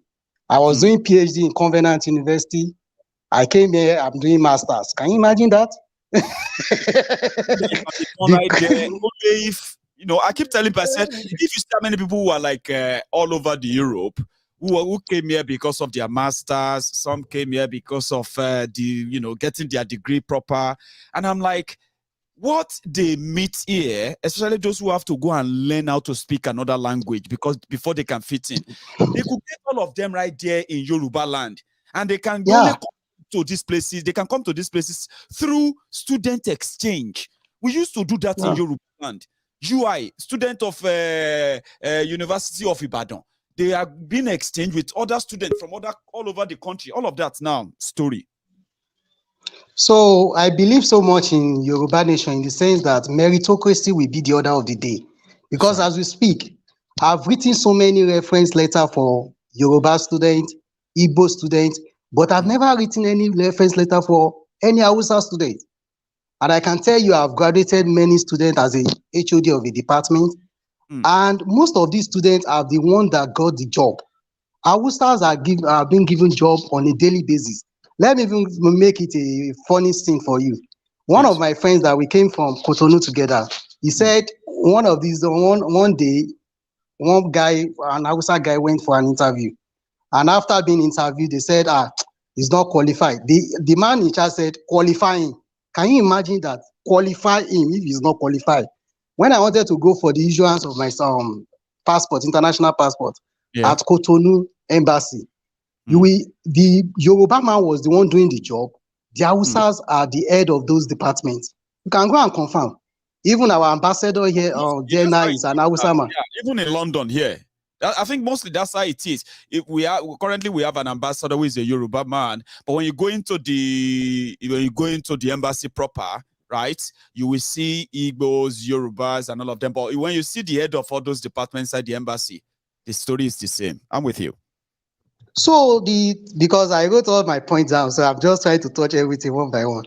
So when I got to France, I wanted to put in for PhD. When I was doing the PTDF scholarship fund, PTDF Petroleum, our Buhari used to be the head of that particular parastatal. I remember. My friends were mocking me that,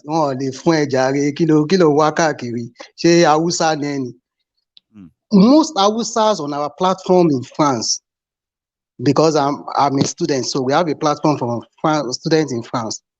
They are all on scholarship. They are all on scholarship.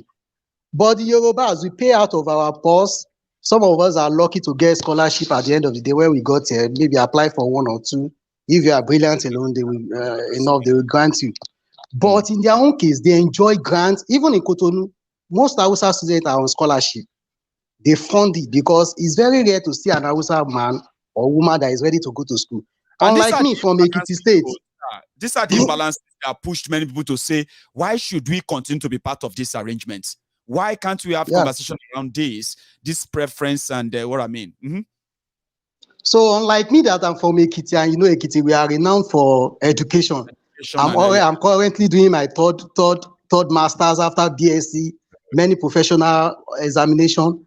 So I can't compete with these Hausas. On our platform, they will be the ones selling euros, selling nairas. They are money bags. Because and this disparity will continue if we remain with Nigeria. So the other thing I would like to say is I've interviewed some of my friends that happen to be politicians. I think the problem we have in Nigeria is not the politicians themselves, it's our people. I've always said it that if I have my way, I will bring everybody in Nigeria to have an experience of developed world. In 2015, I went to Dubai. That is what is affecting us. We are not exposed. I can tell you that this fight of Ominira Yoruba is only being fought by people abroad, the diaspora. The Nigerian people, though, they are not aware of what is going on in Nigeria. They are not aware of what they are going through in Nigeria, I can tell you. Because news is not... How many people are watching the news? What happened to between Bianca and Obiano?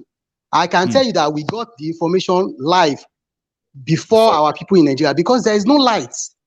While in Cotonou, I will be the one feeding people in Nigeria what's going on in Nigeria.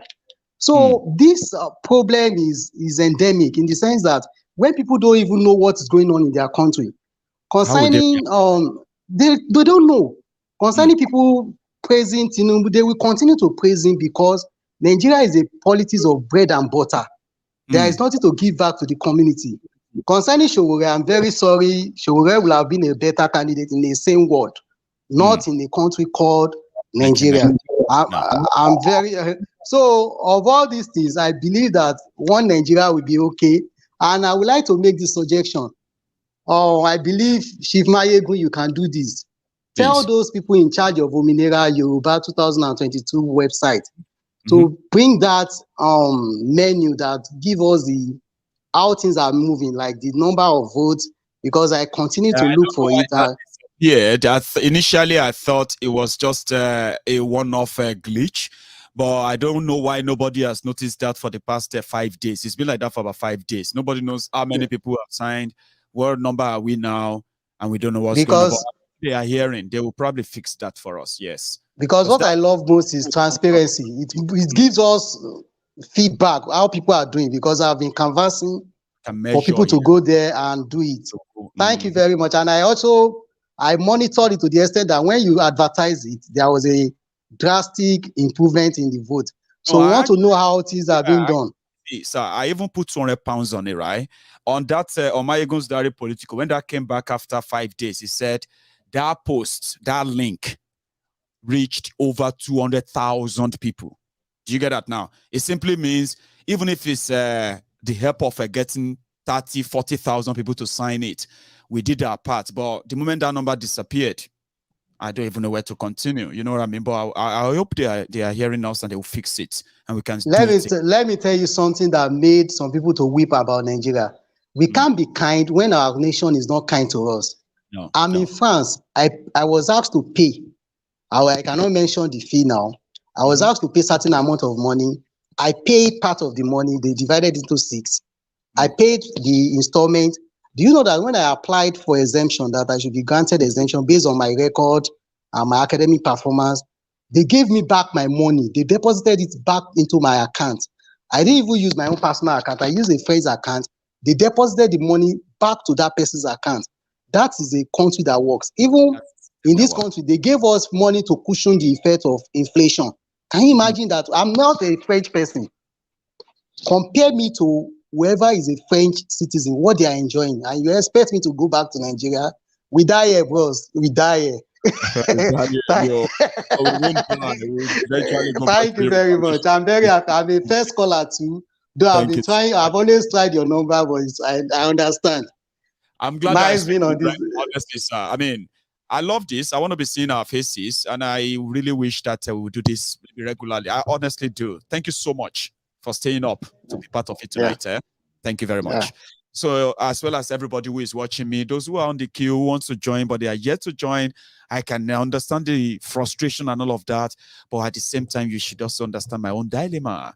I have men here who would love to speak with me for as long as it takes, but I've not got all the time. Let's manage it. I'm going to go straight to Babatunde Karim, sir. Over to you, please. I will mute you, please. Yeah, you can speak now. Yeah, good evening, Maiyegun. How are you? I'm very well. How are you?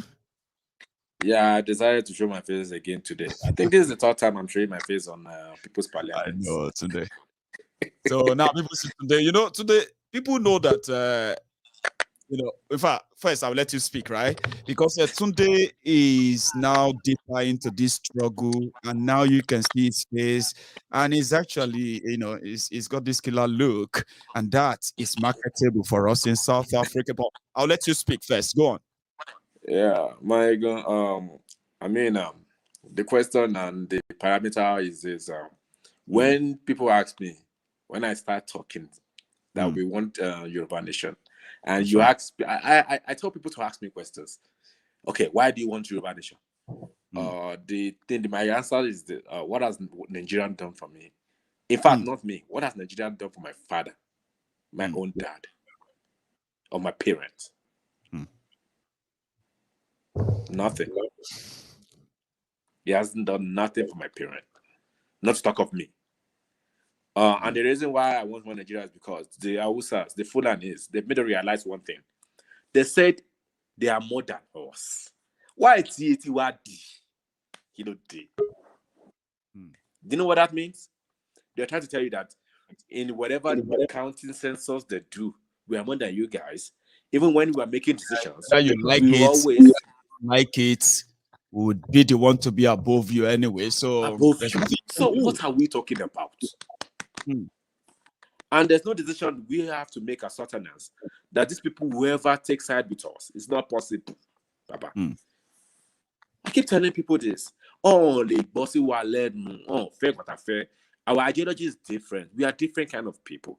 Before even the British came to Africa or came to Nigeria, whatever they were calling it then, we were doing our own things in the Yoruba land on our own accord, with our own kind of government. That's right. I mean, they said the first setup for Igbo that came down to Yoruba land, they wrote down, and this was way back before what do you call it? Before the 80 whatever invasion, right?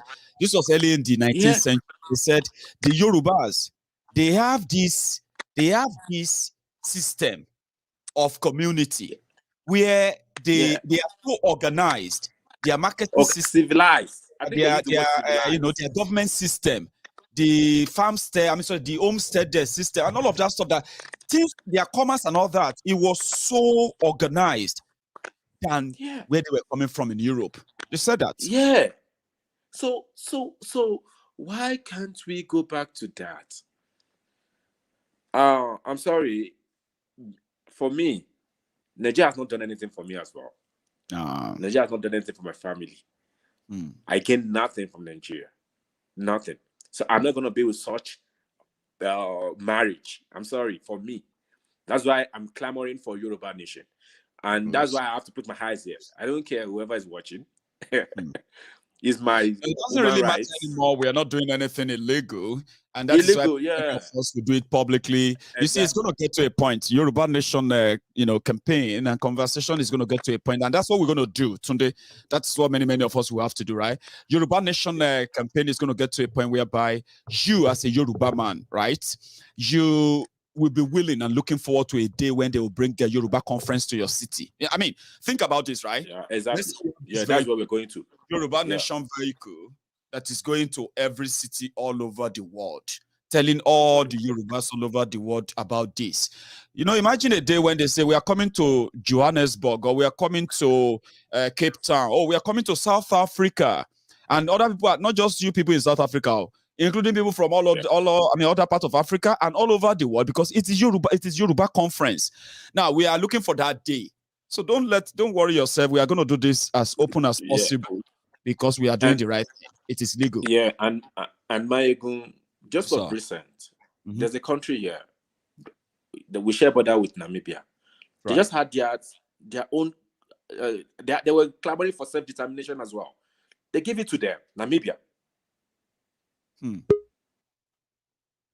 Namibia. They are in between South Africa and Angola. They gave it to them. They said they want to be on their own. And they are. One of the best countries in Africa as we speak. One of the best. Check. You can Google it. People can do research. One of the best countries in Africa as I'm speaking right now. Yeah, that's right. They're so organized, doing their things on their own. Tourism, top class. Why is it so difficult for people in that country to sit down? Even it should be internet in one ninja. Try and do researches. But theoretical aspect, we are not practical people. No. That's why we wish that Sky Daddy will probably do all of that for us after giving us the brain to think and act. And again, I was highly disappointed. I want the ex-players who are me to say I too love them. One jabo lẹ́yìn ni baba. Mo to unfollow gbogbo wọn. Èmi mo unfollow gbogbo wọn lẹ́sẹ̀kẹsẹ̀. I mean, some of them don't even know the severity. They don't know the severity of what they do, simply because there is no real backlash. There's no consequences. Everybody just do what they can, and they would like, sad. Papa, for God's sake, these guys lived in Europe for so many years. Years. For so many years. And You came back to Nigeria and you saw the situation where we are, and you guys are going to visit Tinubu. Are you serious? Really? Is that the youth we are clamoring about? Are those the youth? It's sad, no, now, but it's their season. Everybody's going to catch out here and there, but we are watching. That's the point. We are watching. Look at the way Taribo was praying, saying whoever doesn't like Tinubu will get arrested. At least okay, they will still give them like maybe 5 M. You know what I mean? They will give them like because if Tinubu can give Obas in Yoruba land, give them for 5 million naira when he went to Abuja's palace, went to Alaafin's palace, he gave them for 5 million naira. So, Baba, if they tell you, say, oh boy, as you pray, now so your money go reach you. If you be pastor, you're not going to increase your voice. Imagine. Tell you that the way you pray, now so your money go reach you. You're not going to increase the voice. Imagine. Prayer point no go plenty. Baba, we will not find ourselves in their shoes. That's why we have to keep talking Taribo to West played for AC Milan, Inter Milan. He played for top. And and that's when you'll be like, how much is 5 million to these people? Baba. Exactly. What happened to you Tunde? Say amen. Amen. Baba. That's the point. It's just let me round up with that's why he said it's a long road to freedom, Baba. Long road to freedom. But all of you should continue to demand from me that I should do people's parliament. Okay, it's like this is gonna be so popular among the people, and we can talk and speak our point and all of that. I want all of you. Don't send me a message of Maiyegun. I like, just keep reminding Maiyegun, when are you going to do the people's parliament again? I love this. I want to be doing this. Tunde, stay safe, Baba. Let me go straight to the last man standing.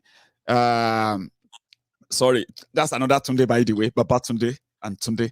You stay safe, bro, right? So, sir, over to you. You are my last man standing, and I have to say this, right? Behind you, I have about 12 people on the queue. They are hearing me, and I wish we have enough time to get them all on. And I'm so sorry to all of you. I know you are hearing me. They are there. I can see them. See, all of them, about 12. But, sir, you are my last presenter because of our time. And over to you, please. So, once again, my name is Tunde Omotosho, and I'm calling from Texas. Class. Each time I call from Texas, I tell you I'm Tunde from Texas. And sometimes when I make comments as a citadel of wisdom with TJ. So identity is now all we're gonna do is that we tell people who knows all these names, right? That it is now time for you to put a face. Exactly. So this is my third time, also just like today, coming on People's Parliament. Amazing. Let me just start like this, Maiyegun. So on the case of the slapper and the slappy, I just want to believe that the slappy is going through a psychological distress. That look, we are about to get out of this sweet government house, and she couldn't just handle it. And I think that psychological problem. Said, right? Exactly. What said when she approached her and she started verbally attacking her. So what the first says that, what are you doing here, this woman? Have you come? You have come to celebrate our exit. To come and celebrate our last day in office. Like you came here to come to us. And so exactly. Exactly. So on that, it's a show of shame. And I hope our people will learn. Because if Obiano has built an international airport, I don't see any reason why you should go to Lagos to catch a flight to the United States. Short, sir. So eventually he has cooked what he cannot eat. But our people will still end up justifying it because all they know is to explain why the system is not working. Right. It is so sad that we find ourselves like that. But I want to put that just like that and come back to our Yoruba nation. Please. And my contribution, just like our mama that spoke earlier, and also Tunde has equally talked about it. And a few days ago on your show, I was at work, but I was listening. I tried calling, but I couldn't get through. And a caller from Denmark called Dari had an opinion that he believes that having a one Nigeria is having a bigger picture. I couldn't say something that day, but I believe if that is watching now or is going to watch a replay, or we have any other person in the category of Dari, I want them to listen. And I like your response to Dari. I like the way you admitted his opinion. Yes. I like the way you say his opinion was valid. And I like your recommendations to Dari that Dari should do his research. And therefore, I want to refer Dari and his likes and every other youth back in Nigeria to go back and study history. It is true history has been removed from our schools, from our curriculums, but if they can go back, Google is there for them. And let them go and ask themselves, why was Nigeria created? Who created Nigeria? For what purpose was Nigeria created? If they can answer those three questions, I think it's going to help them in making their choices from an informed point of view. In the first case, who created Nigeria? Nigeria was created by the British. Why was Nigeria created? Nigeria was not created for Nigerians, but for the British. If they read history, they will realize that Nigeria was created for administrative convenience. And why was it created? Which means before 1914, there was no Nigeria. No. But if I put it to you, Maiyegun, when was Ijebu created?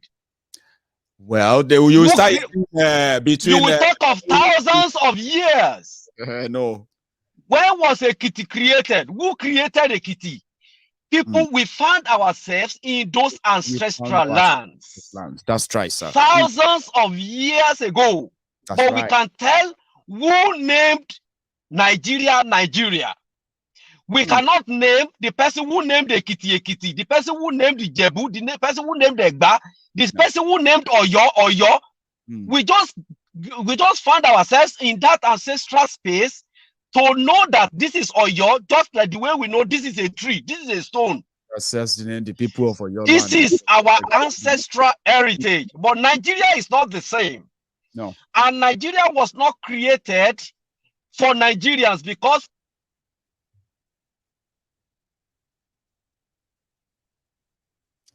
I don't know what happened there. I think we lost the audio, or is it just me? Can you hear me? Yeah.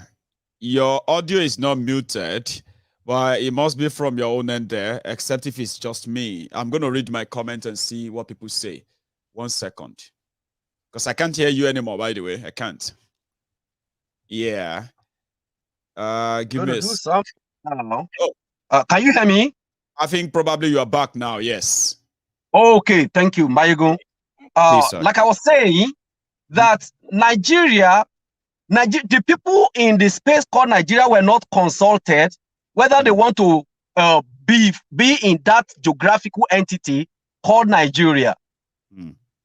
However, the hope when we were growing up as a kids in the early 70s and in late 70s when we were in primary schools, people like us and some of the people who are a little older than us, who are in their 60s, in their 70s today, they had hope that Nigeria was going to be a great country. The hope was not because of the name Nigeria. The hope was in the history that they met on ground, that at a time, Western Nigeria had a television before France. Today, France is regarded as one of the Western powers. And which means, years behind. Exactly. Which means if Yoruba had continued like that, we probably would have been ahead of France as we speak today. So our being put in Nigeria dashed that hope of having a great nation. We thought that is going to transcend. into having a great Nigeria, but we did not take notice of one thing, that our agenda of the component entities put together were different. That's right. Okay? The British they exploit that diversity to inhibit the growth of the Yoruba nation. And many people are not paying attention to that detail. Many people are saying they are Nigerians today without even knowing how they became Nigerians. Are you getting my point? So it is high time people go and make use of Google and search about Nigeria, search about their nationality, and learn a lot from there, so that when they are speaking, I was on a platform yesterday, I'm not going to mention the name of it, but it was very annoying that all of them were talking about solution to Nigeria problem. They were all talking about one Nigeria, and they were having candidates, Osibajo is like this is like this, and I said, this is all trash, man. You're rubbish. Because it's all rubbish, man. Until we go back to the drawing board, Nigeria is going to be worse and worse and worse. When I was younger, things were better than it is today. And if you look at the West, theory, sir, do you know that theory of when we were younger, things were better than this? Do you know that theory has been defeated now? They said some of those things that our parents were going through when we were younger, they didn't tell us. They kept them away from us. And most of us just feel like, it wasn't that bad. Our parents were they are managing. Is because now that we have grown up, now we know better. Some of us are doing one thing, Maiyegun, when we were young, there was still what we call value system. Well, I still met a situation where somebody can put 2 bags of yam and put some number of stones. True to that. Today, you cannot do the same in the Nigerian space because of the poverty that have been deliberately inflicted on the people by the political class, so that they can continue to use them as an instrument to validate themselves in power. Unfortunately. But people back home are not reasoning, they are not using their heads. They are the same people that are validating and putting their oppressors in power to continue to oppress them. And they are waiting for a time when the person who has put them on chain will release them. They will never release them. They won't. I've never seen where a slave master will say, it is time for you to have freedom. No. Never anywhere in history. No. Yes, never in history. You have to fight for your freedom. And it is to let you go. Exactly. So it is important for everybody to know who they are, so that they can achieve what their God-given destiny. In that space, they are not going to do anything. Thank you so much. And it's not something prayer is going to do. We need action. Not just prayer, not Thank prayer you very much, Maiyegun. We need to pray and walk. That's right. Thank you so much, Sir Tunde Omotosho. I think apart from my friends who are presently in the waiting, who are going to be so kind of sad, they've been waiting for a while, but they are never going to be part of this tonight, other than what they've contributed out there. So thank you so much for making it worthwhile. All right. Thank you very much, Maiyegun General. Well, it's a pleasure talking to you, sir. You have a good evening over there. You too. Take care, sir. So that is Saturday Omotosho. I want to say a big thank you to every one of you, my friends, who took your time to be part of this this People's Parliament tonight. I wish we have a long time, but you know what I'm going to try to do is that we can do People's Parliament for 4 hours. Do you know that? And if you would love it, I can do the same thing again tomorrow, and you can join that as well tomorrow. Maybe start early. Tomorrow is Sunday. Let's have a lot of views on various of issues and topics and all of them, and compile together in the diary. Trust me, we have the audience who watches, who listens, and when they have more people with kind of submissions like this, it helps broaden the whole conversation. Okay, so thank you very much for your time. Now, the final part is that I'm going to say thank you to all of you once again, and since we all agreed that our donation should continue, which means that we should continue taking in our donation until when we set up the Yoruba Rescue Fund, which indeed can take care of the real struggle itself. What we have at hand is called intervention. You remember that? And I have been speaking to Oloye Sunday Igboho. I spoke to him, I think it was yesterday. We spoke today. So in that chat, it's about, I know we are waiting on him on some other things, but I told him that we need to do something, no matter how little or how big, to the 12, the 12 brothers and sisters of ours that were arrested and humiliated from Oloye Sunday Igboho by the Nigeria DSS, so that we should reach out to them no matter how little it is. Like we said, so I discussed that with him, and he was so happy for the second time. The first time I discussed that with him, he didn't have much of the details. So he was like, that's good, that's good.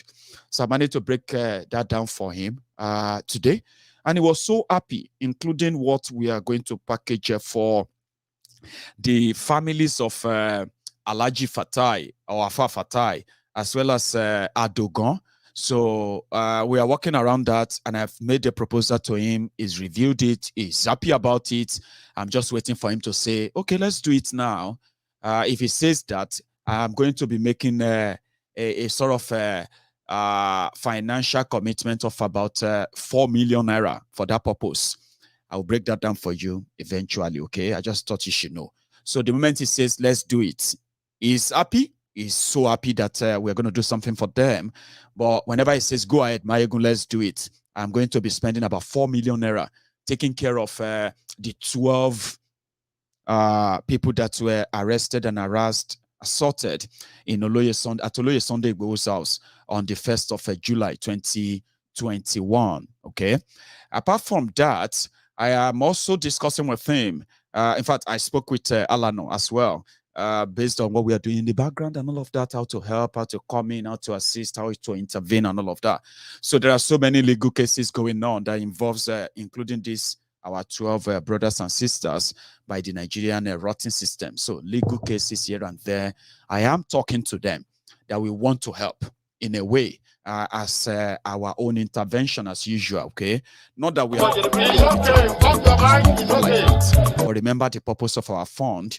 The purpose is to reach out to those who have been impacted by the high-handedness and state targets, the state targets, where they became a target simply because they publicly claim to be Yorubas and they publicly confess to being from Yoruba land and Yoruba nation, demanding legitimately for Yoruba nation. So that's why I want to reach out to them. And no amount of whatever we give to them is ever going to be, is going to be equated to what they have suffered in the hands of these barbarians, these killers in Nigeria. So there's going to be debate, there's going to be talk, there's going to be this and that.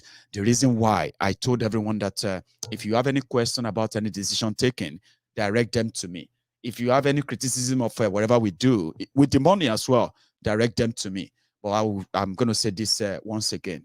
Most of these decisions are not taken by myself, okay? It goes through a lot of conversation behind the scene, a lot of them, until they will come up with what we believe is going to be in the best interest of everyone, okay? I am being very, very, very, so grateful to all of you who made this happen in the first place. But remember this, they said we should continue. There are so many things going on behind the scene. Some of them I can't tell you now. Some of them I'm going to be making financial commitment to now soon. But I just want you to be in the know, okay? When we begin to make those financial commitments, right? Just know that it is for the right purposes, okay?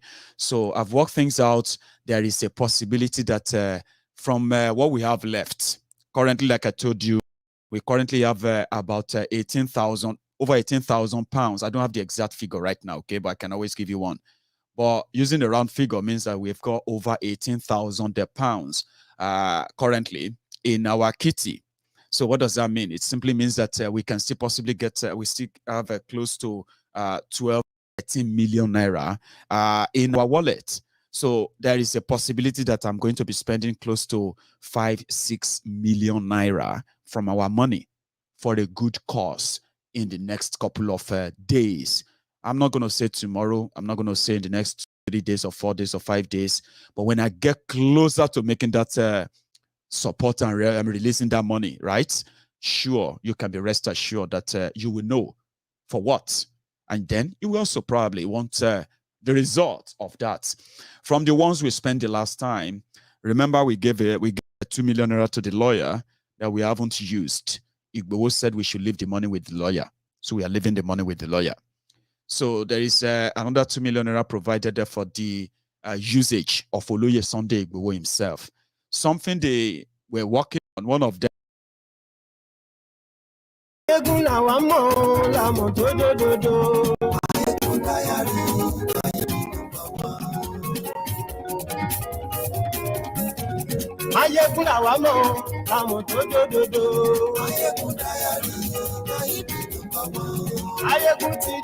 Hello there. Glory Facebook, glory YouTube. Good morning, good afternoon, good evening to you from wherever you are watching from. And this is Maiyegun live. And remember as well, it is the Sunday sermon where we always have our no holds bar conversation.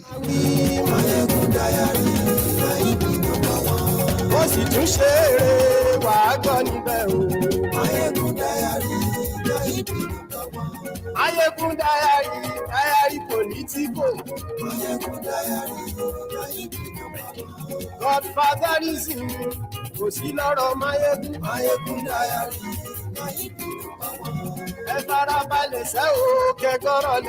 As you are joining me, remember to always drop your offerings at, just by the door before you walk into the temple and before you completely feel too comfortable to do anything else other than to be part of this conversation, okay? So like the video as you are joining and then share it as well, as this is only, it's showing on MaiyegundsDiary Politico on YouTube live, while it's also showing live on Twitter. So yeah, invite others, copy the link, share it before we start. Tell them. Glory YouTube. And yes, we like oh, Baba Bewure. And yes, we like DJ Ibadiye. And yes, we like somebody loved last night's People's Parliament. It's quite interesting for those who have participated in the People's Parliament before.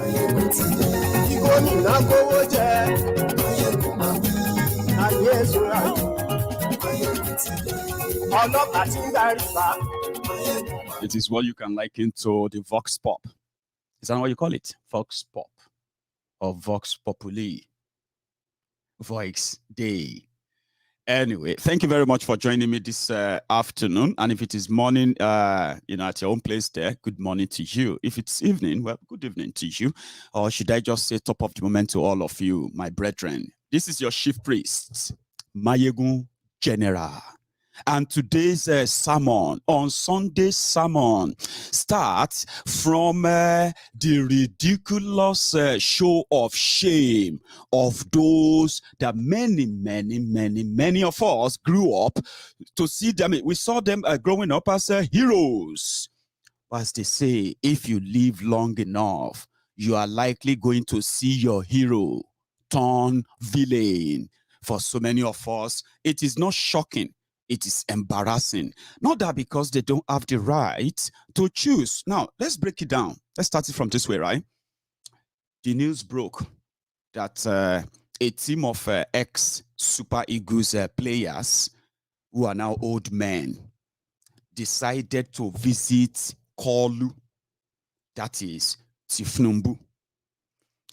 Baba 80. What age can you give to? Let me show you the man they went to visit. These are international, professional, award-winning, trophy-winning team. We don't know what happened to all of them, but we're going to look into these characters. Like I said, it's not that they don't have their right to choose whoever they want. Everybody, it's a democracy.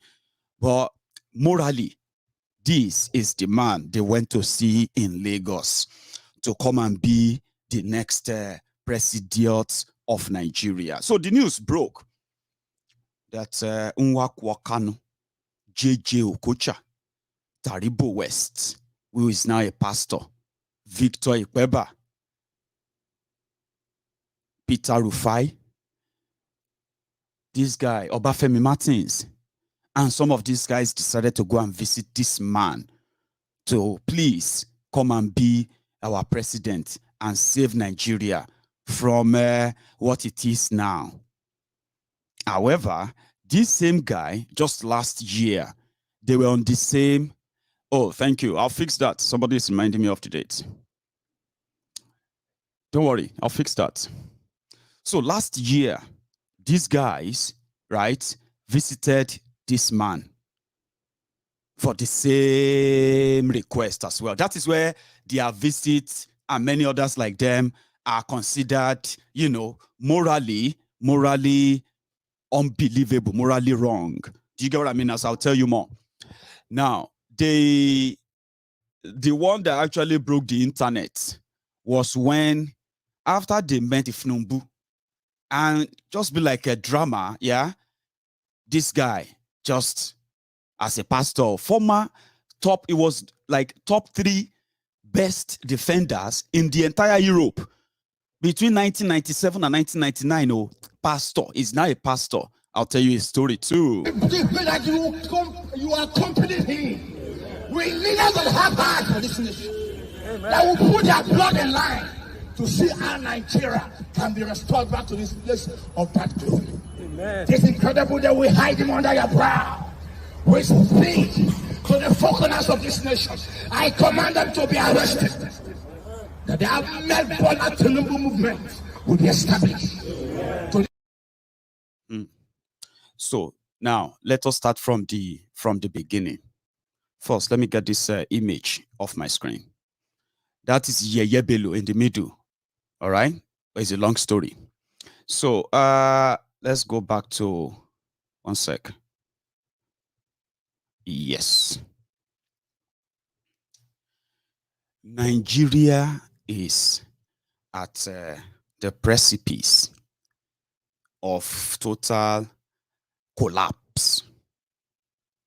And those in a situation like this, you would expect those who have who believe that they have toiled and worked for the greatness of Nigeria in their own different fields to now come together, do away with the system that is about to strangulate even them too, as it is now. The situation has gotten to that stage. Rather than come together and say, oh yeah, we have a lot to lose. These politicians probably have nothing to lose. But we realize that rather than do that, they will rather join the table. Right? JJ Okocha, Kanu Nwakwo, Victor Ikweba, Peter Rufai, Taribo West, and the rest of them. Today, when you begin to pick them one by one, and you go back to the old glory that was supposed to be kind of motivational for young people, right? Now, this old glory, as Nigeria always happened to everybody, no matter how long you try to pretend, no matter how long you try to live in denial of it, when Nigeria hits you and hits you and hits you deep, it is just a matter of time before you what? Before you get exposed, just like them.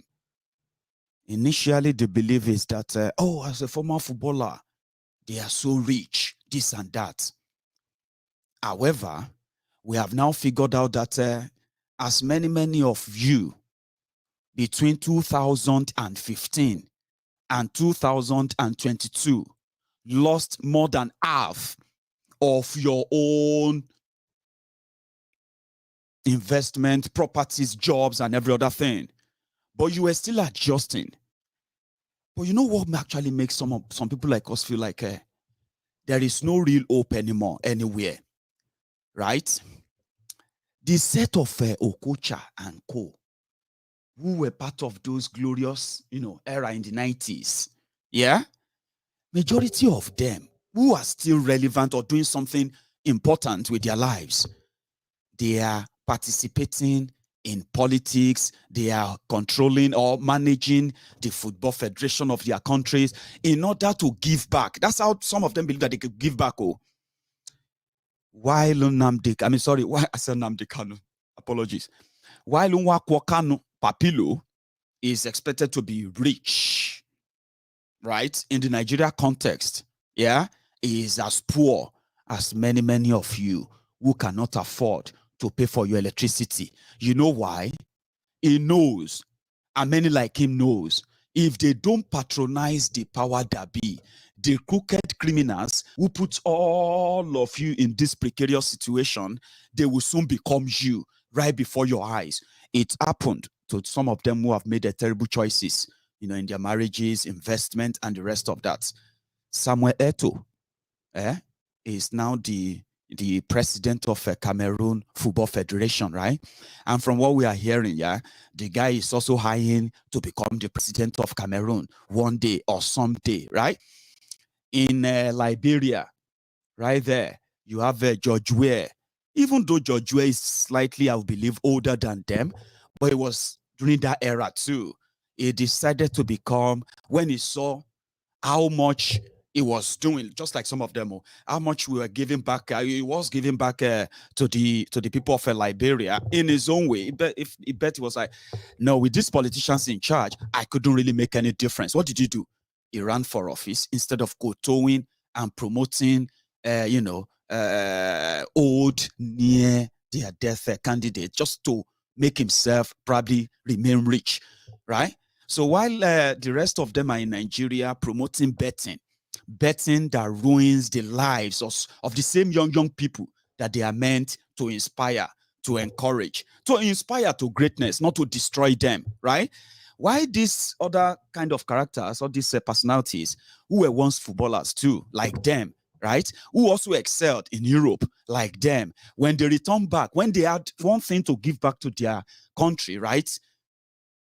They gave better something they could stand and defend, not hiding behind politicians for crumbs, for party, for all this kind of validation here and there. That is where many of us believe that when you live long enough, you will be able to see your heroes turn villains. That is what Nigeria is as we speak. Right? So we have a situation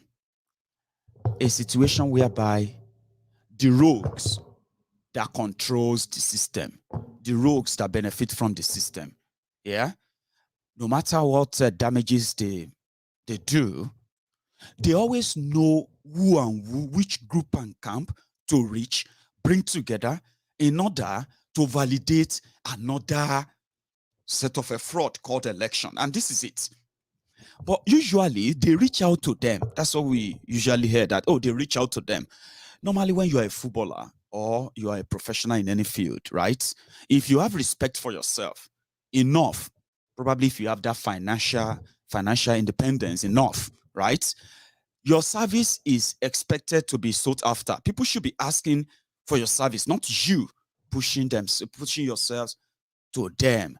But that is one sad reality of when you say professionals, when you say celebrities and the rest of those, right?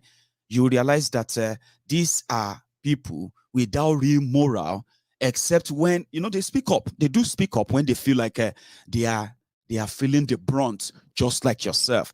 But as they are screaming, it doesn't mean that they are not also looking to partner with the same system that put everybody in that situation. So the news came and they said that the people who endorsed Yeye Bello, do you know who Yeye Bello is? Yeye Bello is the governor of Kogi State, right? The abracadabra that made him governor is also the reality of what democracy is in Nigeria, right? Now, from nowhere, from the blues, these guys, the same Okocha, all of them, what did they do? They went on and they visited Yeye Bello, right? They went there and they said, we are asking you to please run for president of Nigeria. You know, Yeye Bello said the youth of Nigeria came to him. It's true. Some group of people will put themselves together and they will just, under the banner of whatever nonsense, they will go there, they will entertain them, give them money, 1 million, 2 million, 10 million, and they will do all the media up and say, oh, people are begging me to contest for president. This is a man that is the governor of a state, one of the poorest states in Nigeria. It shouldn't be a poor state, but unfortunately, like many states in Nigeria and the people that live in them, right? Kogi State is one of the poorest. How? Corruption. And you see this guy, Yeye Bello, the governor of Kogi State, when he came in, because sometimes I'm like, the likes of Okocha and Co., even if they look around in their own area of specialization, sports, football, what has been the improvement on football or sports since 2015 under these rogues that inspired them to continue to want to, further that kind, this same madness in a way.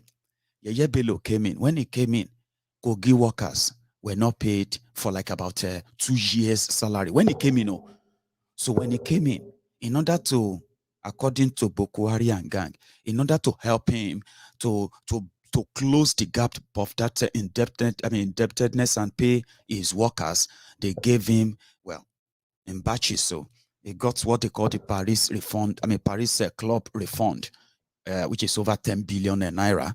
He got the CBN loan that Boko Haram was sharing to all of them when he first came in 2015, if you remember. He got that. He got some other debt relief refund apart from a Paris Club fund. At the end of the day, this guy got over 21 billion naira. The entire debt for that 2 years of the workers in the entire Kogi State was put at somewhere around 18 billion. You know what he did? He put that 21 billion in a fixed account, made an arrangement with a bank, and then what? They are getting, they said they are making a return of that runs into tens of millions of naira profits every month. And they kept the money there throughout his first term, and then they did his starter return, right? Where they killed people to get him back. People are still not paid. Those who got paid got half salary, like people of Oshun, the same APC, Agbekegbe prison in Nigeria, right? So he came back second term. The money is still there. And then DSC said, how could you do that? For over 3 years, you got this money. These people were hanging themselves. They were committing suicide, right? And you remember when during the pandemic, when people were breaking into warehouses where their palliatives were kept, in Kogi State, they removed the entire roof of an entire building to gain access into the warehouse where people saw their food, COVID-19 palliative, stored there for months. They were supposed to be distributed to the people of Kogi State. All of this, they are in the media, they are in the open. And JJ Okocha, Nwako Kanu, Papilo, Victor Ikpeba, and all of these guys who are pretty much like political jobbers now, political scavengers. He's a footballer. He can buy your entire family. I know. Is that not what they put in your head all the time? No human being can buy you, not to talk of buy your entire family. Trust me, without your consent. And in this case, many of you, they bought you just with a simple plate of porridge, plate of rice, plate of dodo. But they couldn't do that without your consent. Nobody can buy you. Nobody can buy your entire family. No amount of money is worth you if you actually value yourself that much. And that is why you realize that the rich that they say also cry. With this APC, majority of those who are parading themselves, except for those who have access to this free money. Do you understand that now? Those who have access to this free money. What is that free money? 10 million, 5 million. You know, all these atrocities are out there. And Yeye Bello hosted them. You know, they are superstars, super egos. They put them in the 5-star presidential suits in Kogi, the best hotel in Kogi. They shovel them in the best cars. They give them the best meal. And then they gave them money. And then he actually hosted them to a big dinner, a big banquet. Because these superstars, they just came to ask me to contest to become president. Do you understand? It was like a whole week program in Kogi State. The unpaid civil servant of Kogi, they were the ones who were also serving the food there. They were the ones who are also preparing this, the venue, making sure that Yeye Bello and his friends, they have the best of the night. So when you now see some of us who just saw the video, the picture of them again with Kolu. So what does that tell you? What does that tell you about their characters? Nwakwo Kanu said, Tinubu gave him money during his Kanu Art Foundation. Oh, okay. That's so brilliant. And then you know how many people Tinubu gave money to? I said, oh, I see. And how many art hospitals have been constructed by Tinubu, the philanthropist, since Nwakwo Kanu or Kanu Nwakwo met him about Kanu Art Foundation? Or if you have any art problem, or for those who have had art problems in Lagos, for example, where trillions of naira have been generated in taxes, but yet, even Tinubu, if he needs any surgery on his knee like he had last year, he will have to fly out of Nigeria instead of going to Gobi Orthopedic Hospital. So Kanu Nwakwo said, thank you for giving me money for Kanu Art Foundation. That's why we are endorsing you for president. What happened to Yeye Bello? What happened to Yeye Bello? Why don't you go to Otedola that gave money to, is that not Stephen Keshi? Sorry, is that not Stephen Keshi that Otedola picked his medical bill and, brought him to UK when he was having issue then? See, is it Stephen Keshi or Eguavon? Austin Eguavon? I don't know. Because they are both coaches now anyway. Stephen Keshi is late. I think it's Eguavon, I don't know. So why didn't the football community go to Femi Otedola and say, please, sir, you have been so kind to the football community. We would like you to become president of Nigeria.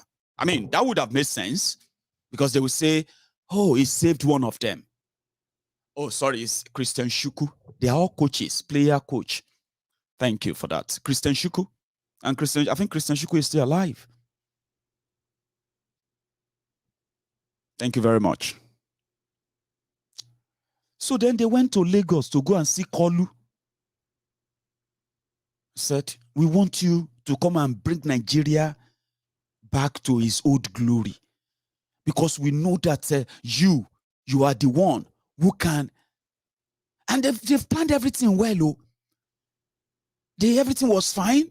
Kanu will talk. Okocha will talk. Okocha said it was because of Tinubu that he's been able to live in Lagos.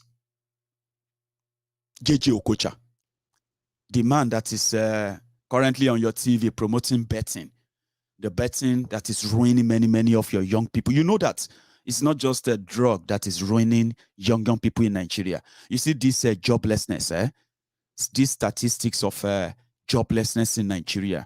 It is so excruciating. It's so painful and deep that if you pay attention very well, you will understand well.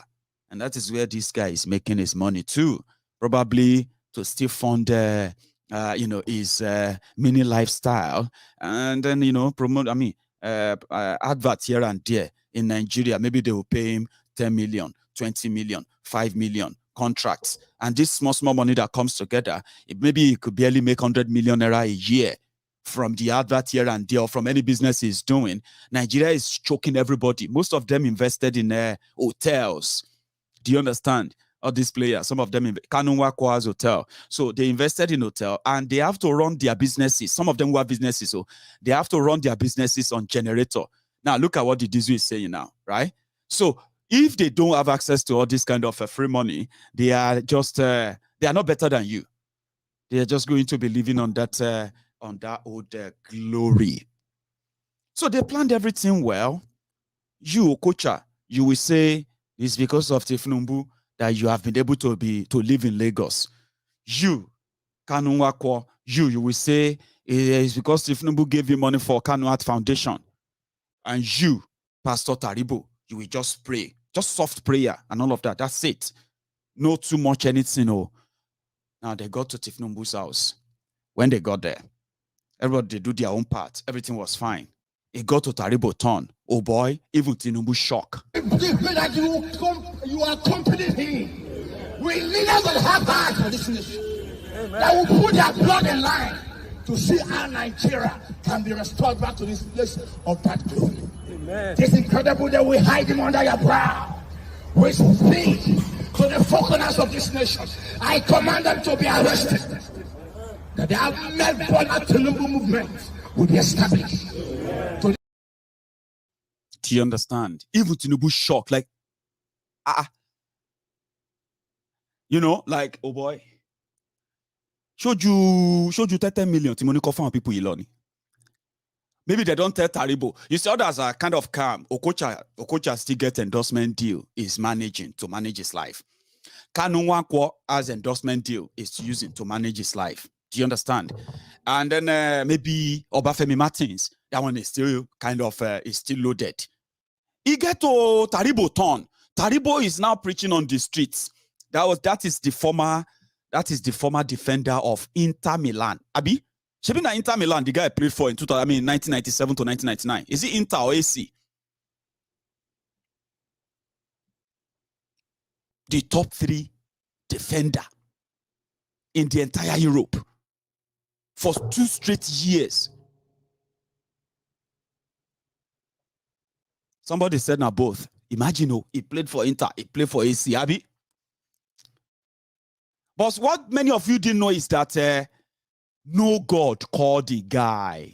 Forget it. He no be say any God call anybody. Nigeria has a way of making you run mad, and you won't know easily. He lost everything. He lost his mind. He lost everything. Then he said he found God. You know what happened? First, the marriage. When the marriage crashed, his fortune. Yeah? Then he went to Saudi Arabia, whatever club. That one didn't work well because he's already old. And many of you know that these guys are old guys during that time. But anyway, it didn't work out. His investment, his own personal investment, which is separate from his marriage, those two didn't work out. He had to go back to Nigeria. And when he got back to Nigeria, as Nigeria is now, if they say, that's terrible, Baba puts 1 and 2 together. He said he found God. Now, so Baba the preacher, in one of his sermon, I don't know if you remember this, by the way. Ministry. But because of our social media and how God has we've been working, nothing is coming out. Before the election in Edo, I say Obasege will win. Is that true? Yes. Did he win? Yes, nobody say it anywhere. Nobody bring me out anywhere. Nobody quote it anywhere. I say it here before the election. I also say in Ondo election, Akerodu will win. Is that true? Yes, sir. Did he win? He won. He won. Yes, sir. Now I want you to shoot this out the way I want it. Donald Trump will win the election with a slight split edge over Joe Biden. So quote me. And I want it to be out before time. Just like slight margin. You know how you do the hand like that? Now, guy, my hand. Make I show you. Now, like this. Now, like, see, tiny. Just, small margin. But people can't say, now, ain't fuck up. They say, not terrible fuck up. Don't be so that they give prophecy. Suppose they straightforward. You suppose make a plus and minus so that you can confuse the gullible ones and say, now God they tell you. Just like that clown. What's be his name again? Suleiman Otobo. Suleiman Otobo, the one that will control the war in Ukraine and all of that stuff. So those ones are experts. They have been in the business. They know how to make their prophecy there so that you go just stay confused. If the thing can't happen, they will tell you that, remember the prophecy said this, and that, so that you say, oh, that's true, man of God, I get it now. I won't weary. They have their customers, so, and I don't think since Taribo, don't they do the street outreach, winning souls for God. You know what I mean? Now, your own side does do be that too. I don't think anybody has ever said, take. Even Yeye Bello didn't give them up to what Tifnubu gave them according to what we heard. Do you get that now? Now, correct packaging, then take give up. But now change to these guys, if to say they have morals, if to say they realize themselves, right?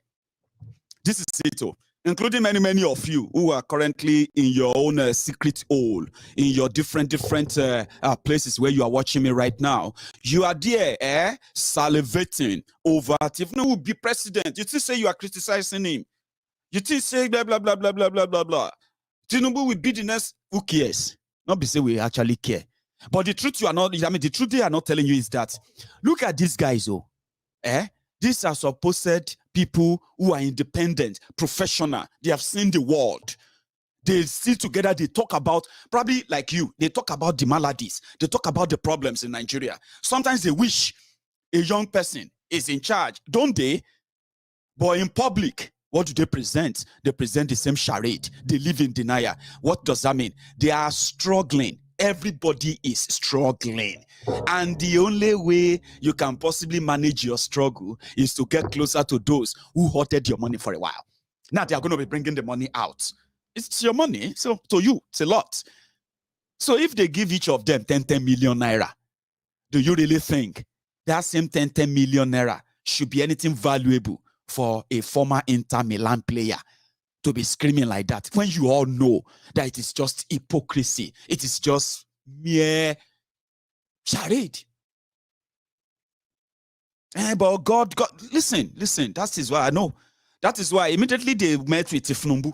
That same yesterday, Tifnumbu told everybody, said, listen, all of them don't hear say fake Pastor Ruga don't go make deal with RCCG. And Redeemed Church now, they have a branch, political branch, for recruitment for Shubadio 2023.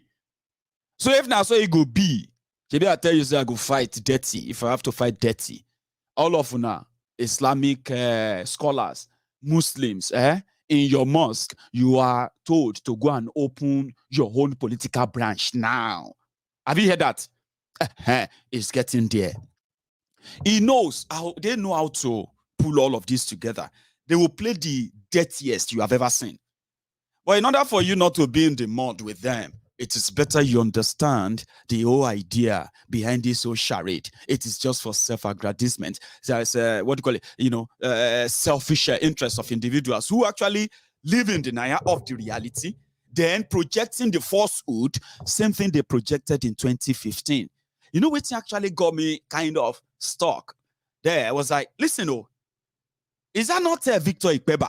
Where is that photo again? Is that not Victor Ikpeba here with Yeye Bello?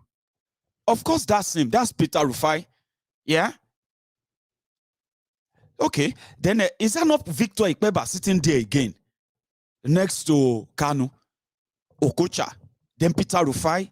And look at your pastor at the far end, Pastor Taribo West. Right there at the at the west corner of the map. Is this not same Victor Ikpeba that said, even if Buhari presented NEPA bill, that they will still vote for him? Is that not the same guy who initiated the idea of, even if Buhari jailed my father, I will still vote for him? So Victor Ikpeba hasn't, somehow, he has not really learned any lesson at all.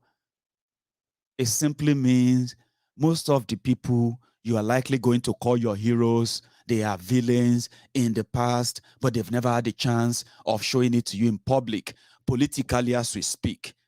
Everybody feels like, if they want to make any difference at all, then you should never involve the people who created the problem in the solution as well. And aren't they seeing that?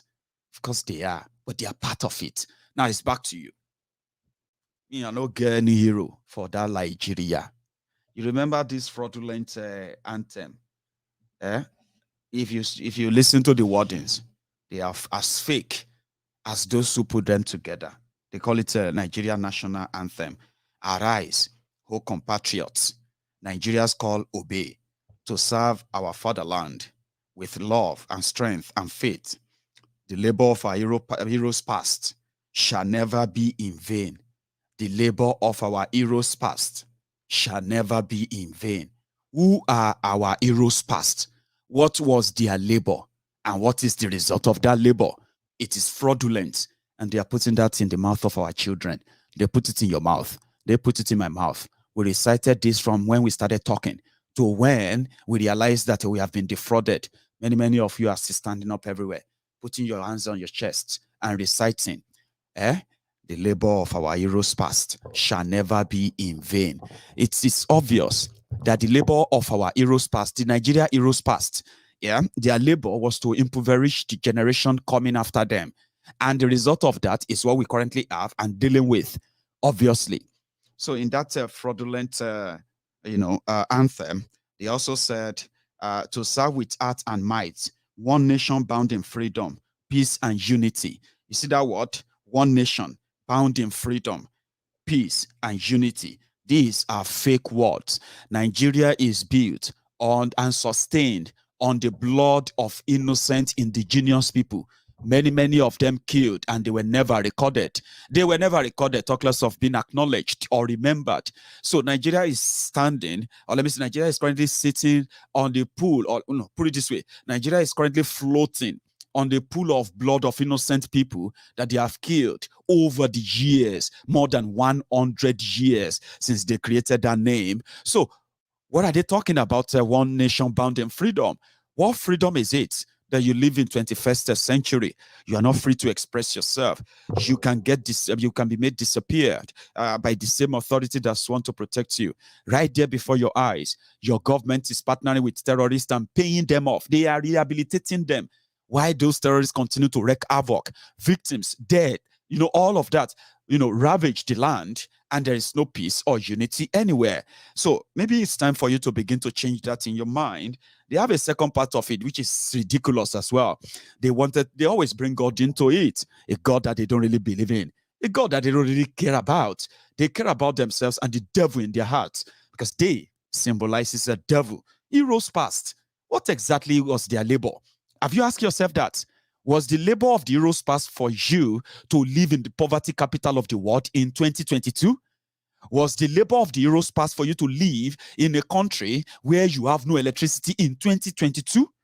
Was the labor of your heroes past was that you will be working like slaves and the criminals in charge of your country will be taking that money for their own medical treatments abroad? Was that the labor of your heroes past? Was the labor of the heroes past was to see children being kidnapped and sold off as sex slaves to terrorists. And when they finally bring them back, the same system recognizes them as couples with children, terrorists who kidnap children and put them in family way. Now, is that the labor of our heroes past they are talking about? That's why I said if you live long enough, you will realize that those they called your hero, they were actually villains that you probably have no clue about. Now, you are seeing some of these villains living right now before you. Nobody should be telling you this story when you are actually part of that story now. Nobody should be telling you the history of this when you are living that history right now. So it's happening now. And if you are not part of it, to change it, right, you will be part of those that history will likely never report. Now so the second part, they said, oh God of creation, direct our noble cause. Maybe they no longer listen to that God anymore. Because what happened? Nigeria became the religious capital of the world. Christianity, Islam, and all of them, Christianity, Islam were brought into Nigeria, right? And before then, we have that way of worshiping or reaching out to our God. However, in 2022, Nigeria is now the highest exporter of religion all over the world. And that is a big thing that maybe with that could possibly mean Nigeria is a country that is actually led by God. No.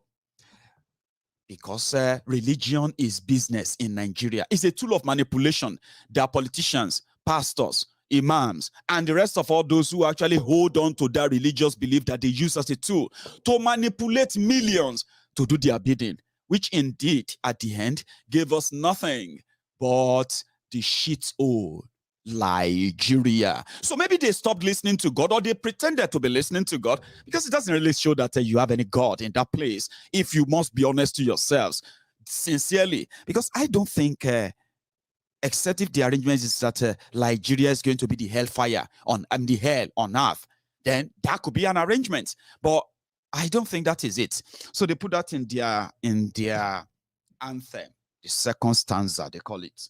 Guide our leaders right. Do you get where that come from? That came from where they have been saying you should be praying for your leaders. So instead of criticizing your leaders, they put it in your anthem to be praying for them. Oh God of creation, guide our leaders right. Oh God of creation, help our leaders to do hospital. Oh God of creation, let our leader fund healthcare. Oh God of creation, direct our leaders to construct roads. Oh God of creation, direct our leaders to construct electricity. Oh God of creation, direct our leaders to stop stealing from us. Oh God of creation, direct our noble cause. Do you understand how they try to brainwash us with those things? You recite them, you live them, and everything that's happening around you is constructed. They call it the social construct. You are conditioned to follow that path. The path that will later in your life tell you never to challenge your leaders. Or if you are killed for doing so, you deserve to be killed. Remember, you cannot call out your leaders. Remember, you are a child of God. Remember, this country is a country of God. And whatever we do, remember that it is God that is directing us.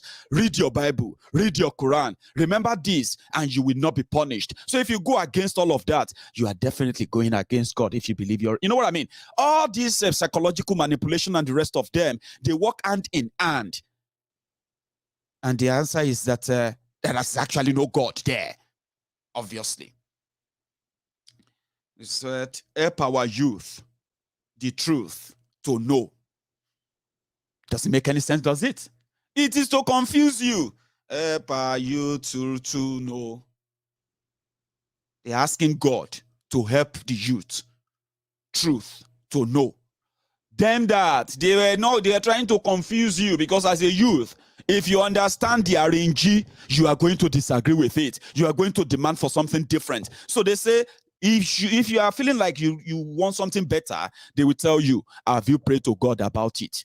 Go and ask God to give you direction. And then you just be like, I've prayed about it. I've prayed, but God said I should relax. God said I should pray. I should not fight. Is that not what it comes to? Have you ever seen anybody that said, I decided to go and pray to God to ask if I should lead a protest, a successful one, against the rig system in Nigeria? Anybody? Have you seen anybody that said, I prayed to, and God said I should go ahead? Have you seen anybody? They know they're that stupid, because they know that the moment they try to use that kind of God to get all of you right down the street like you want to, yeah, they will show all of you, say the guy no get any God. They will beat them up. You know that. And they know that pastor, politics, politicians, and the people, they all work hand in. I mean, where the people is like the pawn on their chess table. You. So what did they do?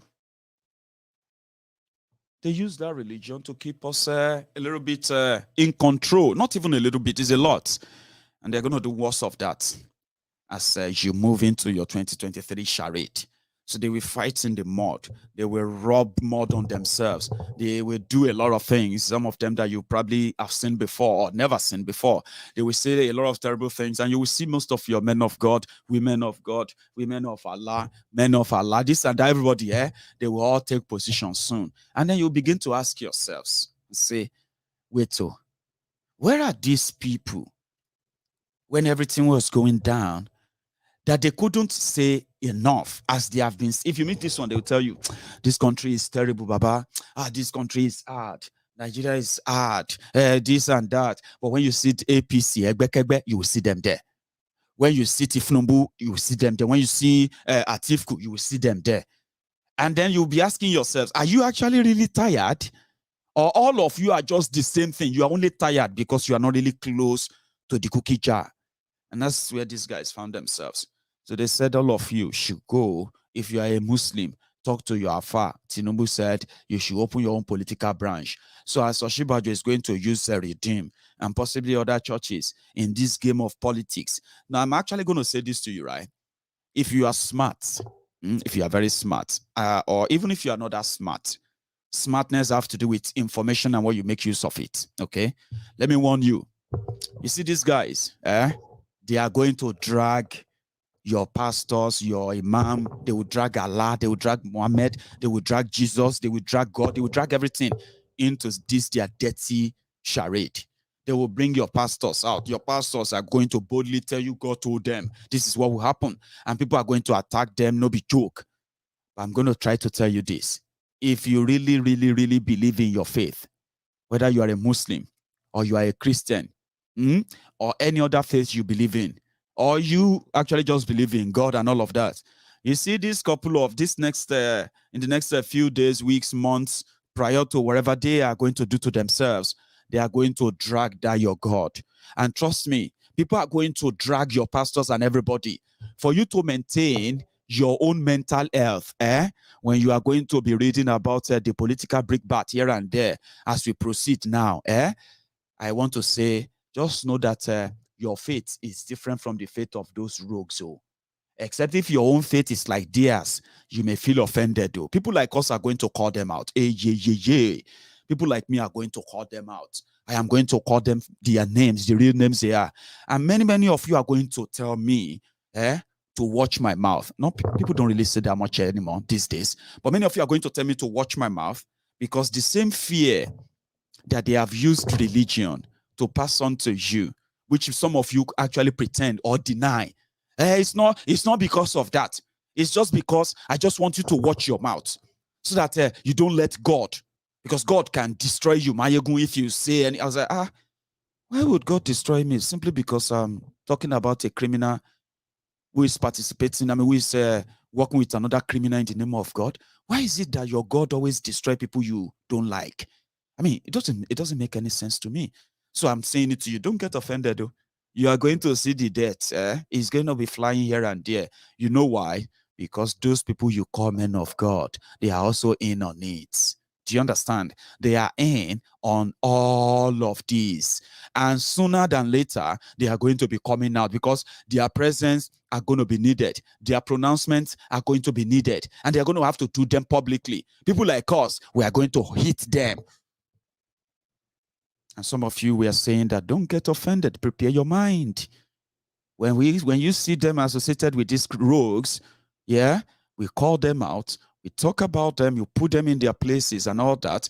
We save those who are going to be saved for every session that we do on them. We save those who have been coward and those who have been threatened, intimidated into the fear of, do not touch my anointed. Do my pastor no harm. Do this, and that, and all of that. We tell you, you see these ones, they are rogues. They are not your, do my pastor no harm, touch not my anointed. This one no get anointing. Now Ororo vegetable oil, all of them get. And when we see them, now the Ororo go fry them out. They will come out. When they come out, don't take offense for your own mental health. I'm saying this for my friends who love Maiyegun so much. And you know there's nothing me I can say. Nothing. But I'm beginning to know that at the same time, I should know that my words, the words that comes out of my mouth, they are very important. And there are people who take them so serious. And since I have also learned a lot about the mental health and things that can contribute to that, anxiety, fear, and all of that. So I don't want to contribute to that. At the same time, I don't want to add frustration to it. For example, if you have been managing to maintain your mental health with Maiyegun, all of these things, some will tell me, Maiyegun, I am just so tired. Nigeria is sue me, Maiyegun. Every time when I go to bed like this, man, I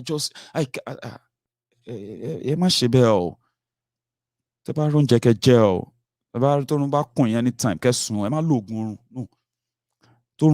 If you can't sleep because of the issue of Nigeria, you should see your doctor.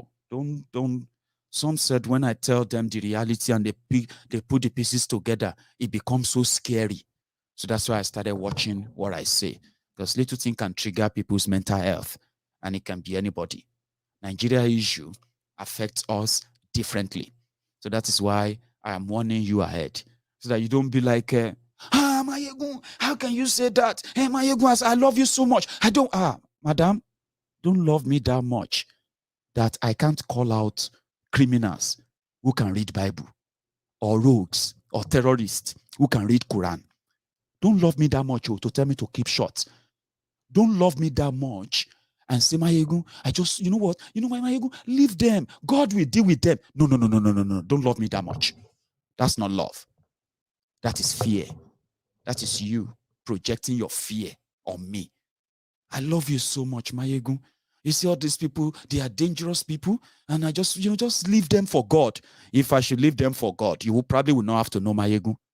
It's because I know that I don't need to leave them for that God.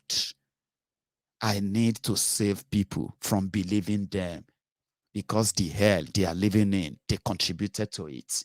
Do you understand? So don't love me that much, that you care for me so much, that you fear that talking about those religious criminals is going to do something to me. If that's how much you love me, keep love the world needs lots and lots of love. And since you have one, you want to give to me with conditions. Hello, ma. Hello, sir. Find somebody else that need that love. I don't want such love. So I'm telling you ahead because it's going to get dirtier. Oh, they're going to use tribe. They're going to use all these kind of things to play in the mud. But if you are a friend of Maiyegun, you will be prepared. You will just watch them. And remember that we all agreed that as they are doing their own, we know we cannot just continue to talk. Do you get that now? We must also continue to do our own advocacy on the side that will further help, right, to push forward to the front burner what really, really matter to the people of Yoruba land. How do we get them involved in this? They don't get themselves involved in another charade, another lie, and what have you. Do you get what I mean now? So doing that is a responsibility that some of us have taken up now, especially on Maiyegun's Diary Politico. We believe in Yoruba nation strongly, and we don't just believe in Yoruba nation, the actualization of Yoruba nation. We also believe that it is going to take a lot of dedicated, coordinated efforts of the reasonable Yoruba sons and daughters, home and abroad. So that means we are putting actions into our words. Do you get what I mean now? So it's easier for us now to say, yes, we know what is going wrong. We know what has gone wrong. And then we know how they manipulate our people. So what do we plan to do in order to reduce that manipulation, that kind of a forceful agreement with the status quo that doesn't really benefit them? How do we get involved? And we call ourselves Diasporans for Justice. Diasporans for Justice, which is a team of friends on Maiyegun's Diary Politico that comprises of Yorubas, Igbos, Hausas, Fulanis, and everyone who is a friend of Yoruba people who is part of this as well on Maiyegun's Diary Politico. So we just don't want to talk. We want to act. And so far, so good. We have been acting in this sense. So as they are preparing for their charade of 2023, we are also preparing in our own right to tell the people they deserve better and make the people make that known to the likes of Tifnumbu and gang. So I'm saying this to you now, that once you are a member of, Temple of Truth, of Maiyegun's Diary Politico, you should prepare your mind, stay focused. We have chosen our own different battle. Those who are supporting, promoting the status quo, they are not making any choice. They are choosing for them. Let me explain that. When people tell you that there is no one who can win election in Nigeria except APC or PDP or any two national parties that this Nigeria gatekeepers chooses and all that, they are right in a way that, because the system is rigged. And since the system is rigged, the people have been conditioned to accept it. Alternatives was never presented. The alternative they give to them is the two wings of the same bird, like they say, bird of the same feather. No, this one is like the two wings on the same bird. Nigeria is the system, the mismatch, the unfairly arranged society, unjust system, and what have you. So that is the system. Whether it is going to be right wing that takes it, left wing that takes it, they do the same thing. They deal with you. So they choose for them. Do you see why it makes sense when you say, I am not interested in their election, because if I have a chance of participating in their election, it simply means that we have a choice of breaking even from all around them, even if you don't take the presidency from them. But that's not how it works. You know that that's not how it works. The whole system, how they win or who wins or where they lose or why they lose, they all map that out for a reason, strategic reasons that eventually keeps them in power. So for some of us who know that when they say they don't want Tinubu, you will realize that an average Nigerian is going to say, okay, if it is not Tinubu, it's going to be Atiku, because they have no choice of their own. They couldn't make any choice of their own. The system already gave them two options, and it will always be two options. Whatever the system presents for them, they will have to choose between the two devils, the two evil, that they know will give them the same result. Now, when they do that, when they follow that, they then hope that maybe the person or the group of people, they will be nicer to them a little bit, and they will not be too harsh on them. So if some of us now said, well, we are not going to be part of such arrangements, we don't want to be part of such a validation that is more injurious to our existence than, being on our own. And I think we have every right to say that peacefully. So for those of us who have chosen that, and we want to do this not just by talking and talking, we really want to move things in this regard. So yes, Biafrans have chosen that. No, we would rather be in Biafra. That is legitimate. It is a legitimate demand. Yorubas, they want to stay on their own. That is also legitimate demand of the Yorubas. But now they push for it, which I believe is going to be, in a bit of a different ways.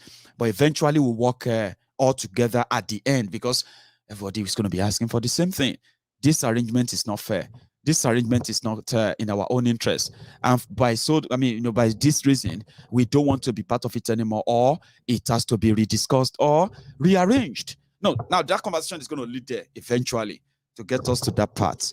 That is why some of us have decided to really get involved in enlightenment, and educating and all of those that we could get on, and not just on the screen, now on the street, on the road, and everywhere, as we move into the second quarter of this 2022. So that is what we found. And we know that these guys have no real credibility. I mean, what is wrong for these professionals, past footballers? Give me a sec.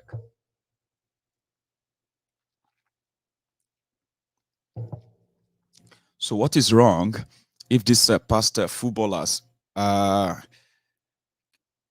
on. Sorry, I'm not feeling fine.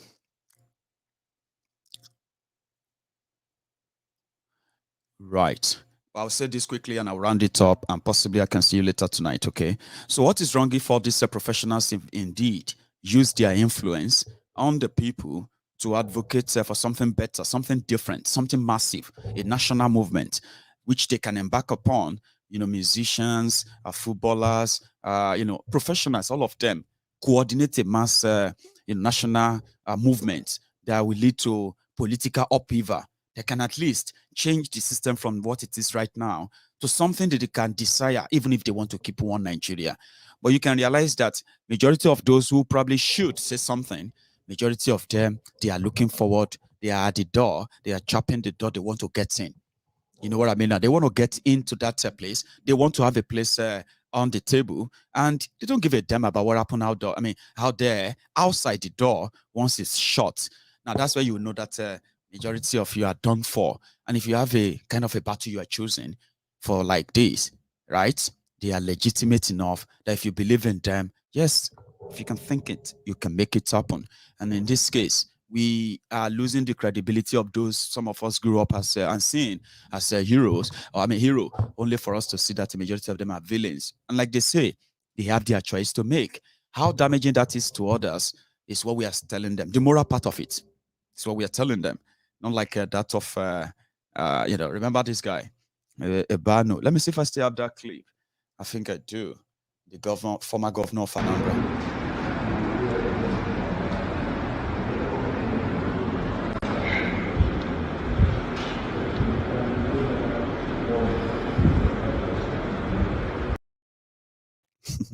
As the former governor of Anambra, Obaino, immediately handed over power, he got picked up by the EFCC for looting 42 billion naira as governor. Anyway, I am going to, call it a shot now. I don't know. I'm feeling funny, but I'll be fine. So there's no cause for alarm. I think I should get some rest. Okay, so thank you very much for your time with me this afternoon. And if you're just joining me, you can watch this broadcast from the beginning again. And pretty much if I feel better, we'll likely see later this evening.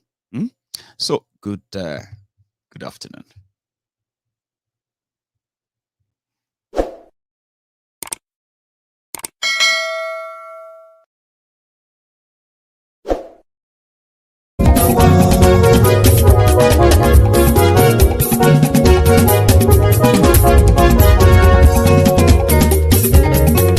Àní ẹ̀sùnra kì í.